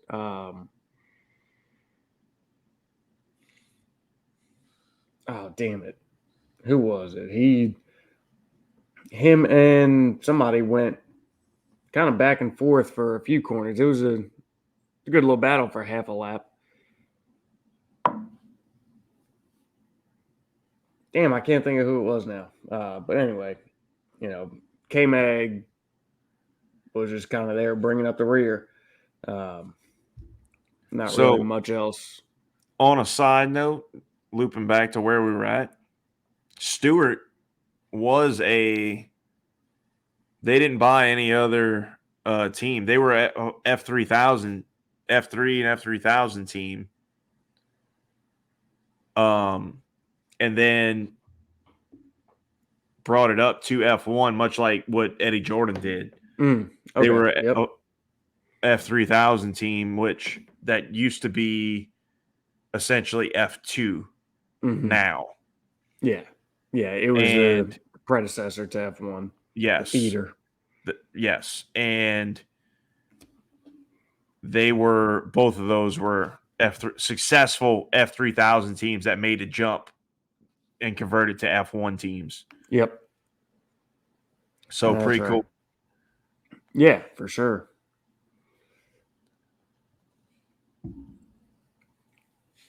Which I always knew Jordan did that, but I wasn't quite sure the lineage of Stewart before it was Stewart. Right. I wasn't sure if they made that jump or if they just bought a existing F1 team that was in default. Because that used to be a common thing as well. Yeah. Yeah. All right. So, you got anything else to add about Haas or? Not about Haas, but just I hate safety car finishes. Finishing under yellow sucks. Yes. It ruined not ruined, but put a big damper on what was a great race. Yeah. It had a lot going on. And was looking like there was going to be some excitement. There freaking was, dude. There was. Yep. And not to mention what seemed like a freaking eternity for the pace car to get out.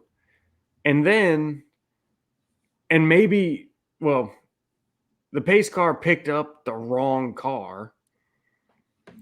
Which and then so now that may have been why it seemed like it took forever, because the cameras were kind of following Max around waiting for the pace car to pick him up. And it's like, dude, he's done like 2 or 3 laps now. I think the pace car was out and it had George, and the cameras weren't following that. So it we did. Were sitting but here. The thing is, like, okay, if the safety car picks up George and Leclerc is, I don't know, however many seconds ahead of George. I don't remember the gaps at the time. And I think Max was about 17 seconds ahead of Leclerc after he had made his stop. Yep. For softs at the end.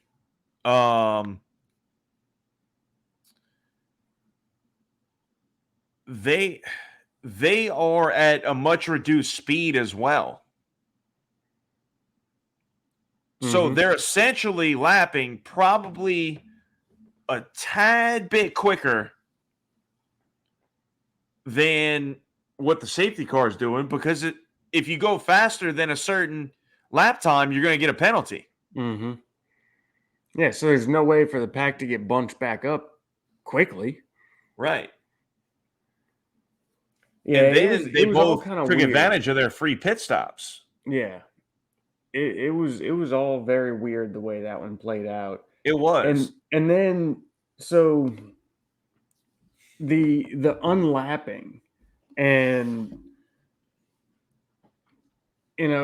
obviously, anytime there's a safety car and you're talking about unlapping, it's always going to get compared to Abu Dhabi, and that's always going to be, at the forefront of the conversation.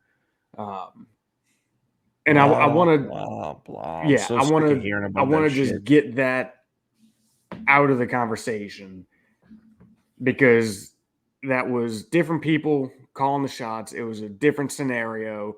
It was just all very different. So you want to know what was different about it as well? How about the fact that the last administration got that shit cleaned up and got back to racing quickly? Yeah. In a safe manner. Right. But what I was looking at and was wondering, so that's what I want. I don't want to watch 20 minutes behind a safety car for a car that when there wasn't even a crash. Yeah. Yeah. So like the pace car, the lights on it went green, which means that the lapped cars are able to overtake the safety car and unlap themselves and fall back in line. Yet the cars between Max and Charles did not, although there was plenty of time at that point. Right. It's not like that happened with one lap to go. And it was like, okay, y'all let Max get behind the safety car, and then we're going back racing. Like there was still plenty of time for all that to happen. So yes, that all looked and sounded very familiar, but just looking at the timing of it was all very different, and things have been learned from all of that last year as well. But and I guess kind of more so why I'm even wondering about what was going on with that was there was like no communication about what was taking place, because even the commentators were saying that there was no updates on the page 3, whatever the thing is, about cars able to unlap themselves, whatnot. There was no notifications to hold on, on TV or anything like that. Which would come from that. Before you go further with that, let me just clarify why there was 2 sections of cars, because the way in which the safety car came out and picked up George Russell, you then had, by the time Max and Charles get around, they're essentially about to lap George by the time they caught the pack. Yeah. So what they wound up doing, and there was some cars behind him. Mm-hmm. So when they caught the pack, they're about to put another lap on everybody. Yeah. And so what they did was, first they let the cars go who were on the lead lap, who have not been lapped yet. They let them go past the safety car to get back around. Then the next stage would have been to let the lap cars go and unlap themselves. Mm-hmm.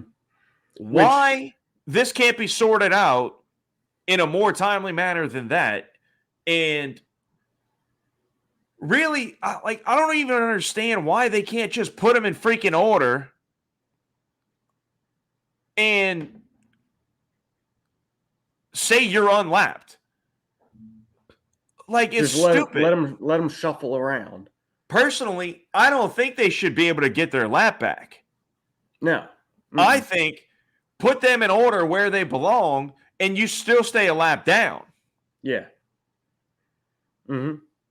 Well, and that red flag, you get to get unlapped. Like that's all stupid bullshit. too. Yeah, I know, and that's what I'm going. Line it up, but you're still a lap down. Yeah, and I agree.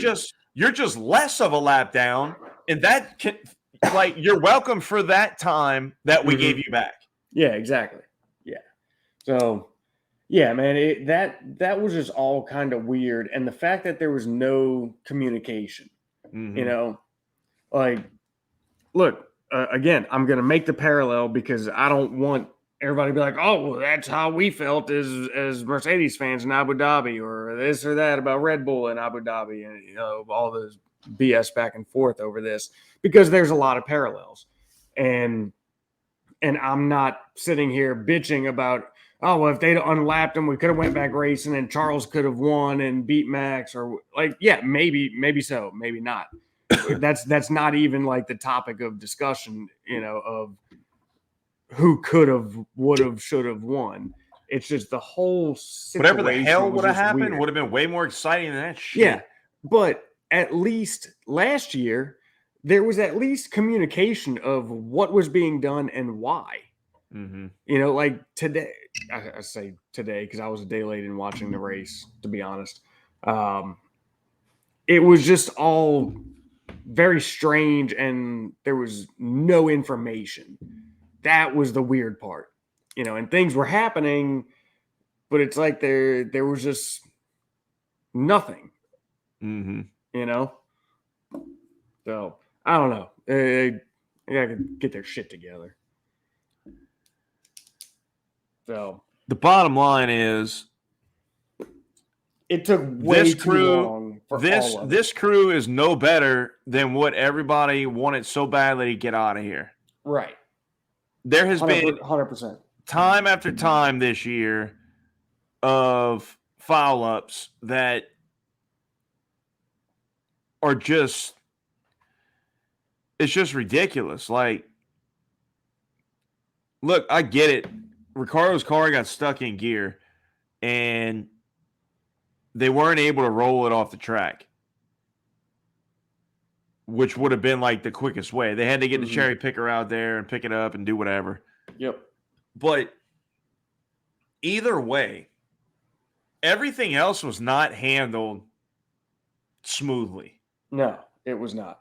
Like, there is no reason. So, like, Monza is a relatively quick lap at race speed. When it's not at race speed, it is a very long lap. Yes. It is a long track. Mm-hmm. The amount of time that they had behind the safety car was kind of ridiculous for them to not have a car that didn't even crash, where there was zero debris off the track. Yep. And for them to not have everything sorted out in that time is stunning to me.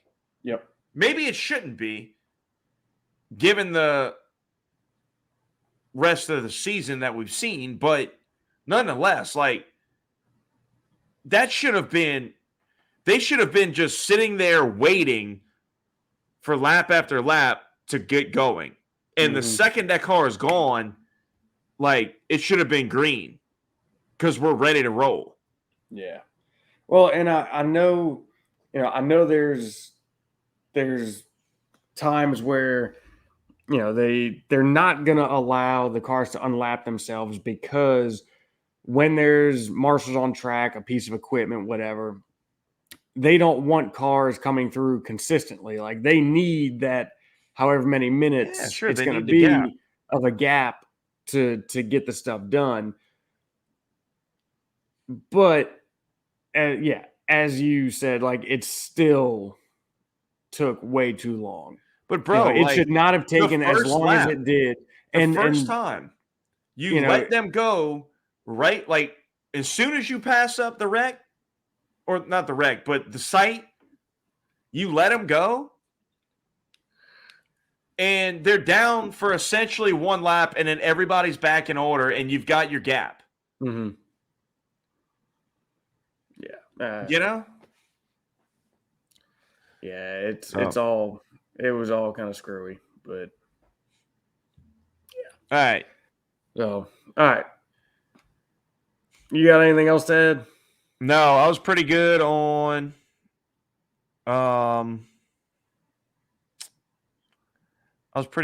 predictions, with the exception of Alonso, who DNF'd.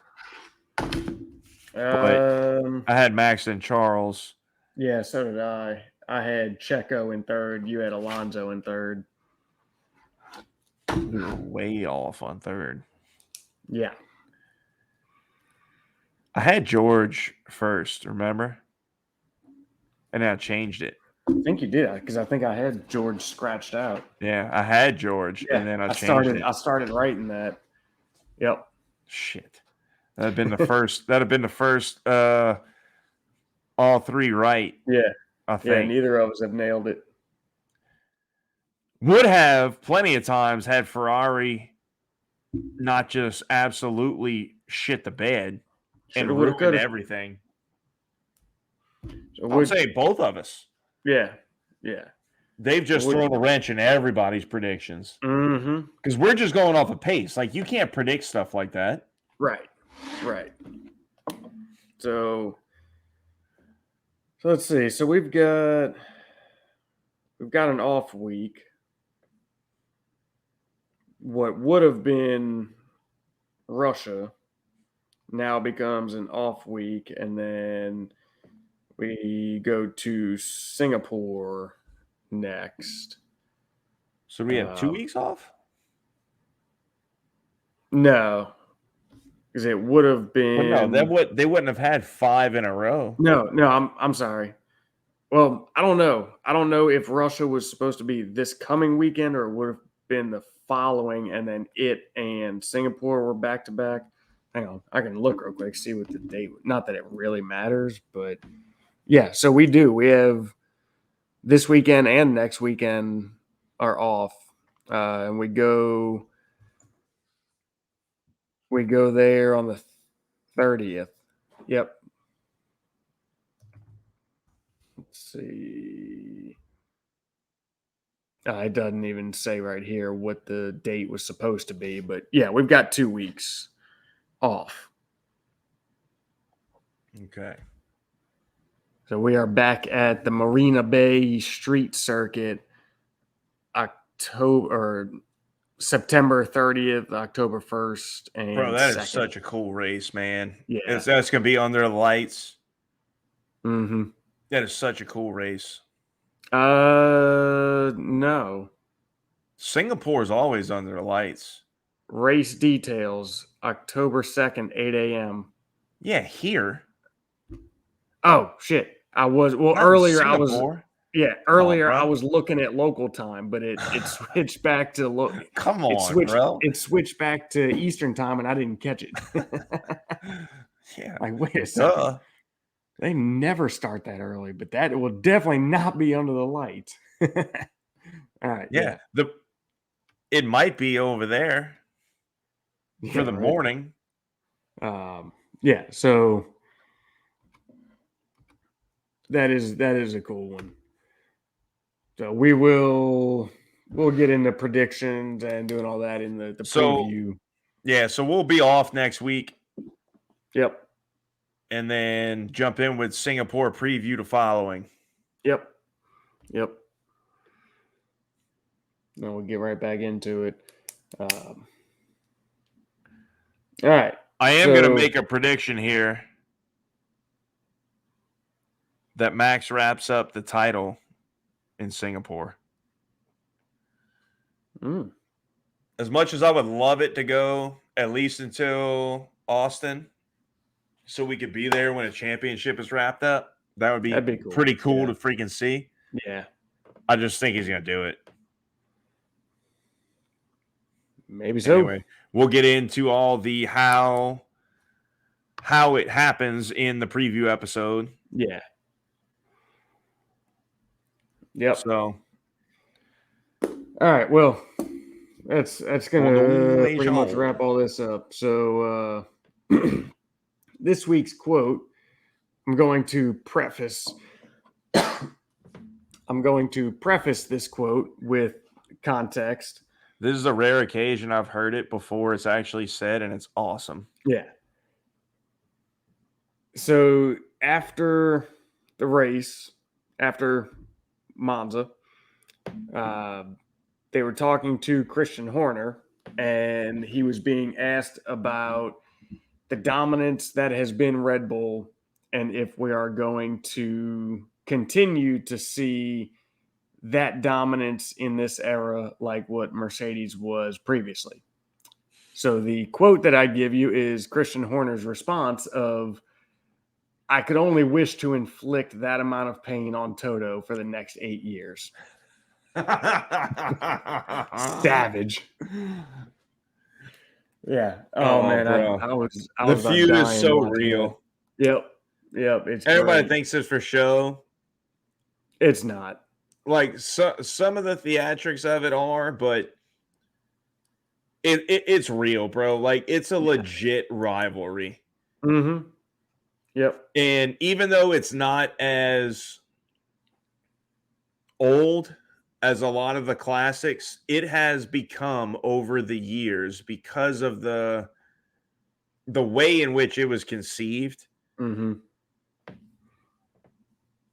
equal to, in my opinion, the greatest of all time.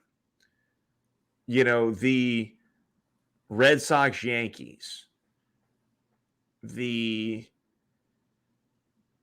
this is really, it's not a division thing, but like 49ers Cowboys. You know, Bears Packers. Rivalries like that are just nasty. Saints Falcons. They're just nasty. And the two teams legitimately despise one another. And take pleasure in the other team's downfalls.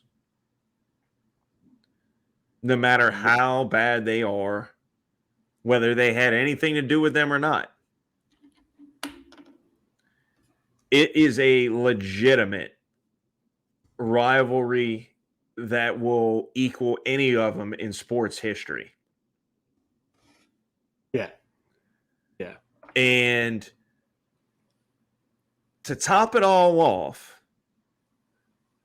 the two guys leading both of the teams, love to take shots at each other every chance they can. Every chance they get when a microphone's in front of their face. And I love every second of it. Oh, yeah. It makes for some great entertainment. Either way, I don't care which one of them's talking. Yep. But it is just awesome to hear them throw daggers at the other one. I freaking love it. Yep. Keep them coming. Because look. Oh, yeah. You know, Christian said that, but then Toto, I don't know how shortly after that, got his own dig in and was like, well, you know, it's just nice to see at least the rules were followed to end the race. You know, at least the proper rules were followed. Yeah, I didn't see that one actually. I read it. I didn't hear him say it.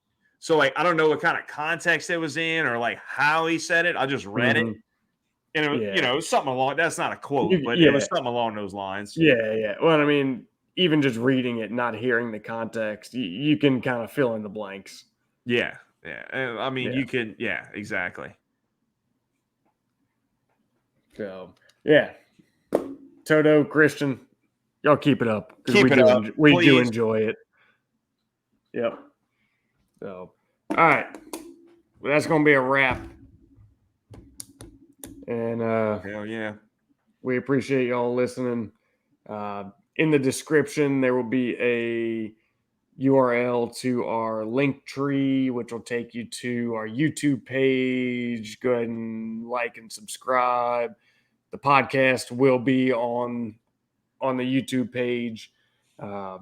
You'll also find our social media on there: Instagram, Facebook, Twitter. Give us a follow. Give us a like. TikTok now. Oh, yep, and we're be on the TikToks. We gotta add that to the link tree.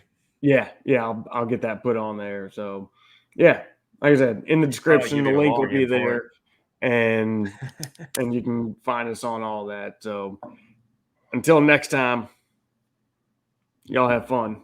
We'll see y'all for the preview of Singapore in 2 weeks. Later. We out.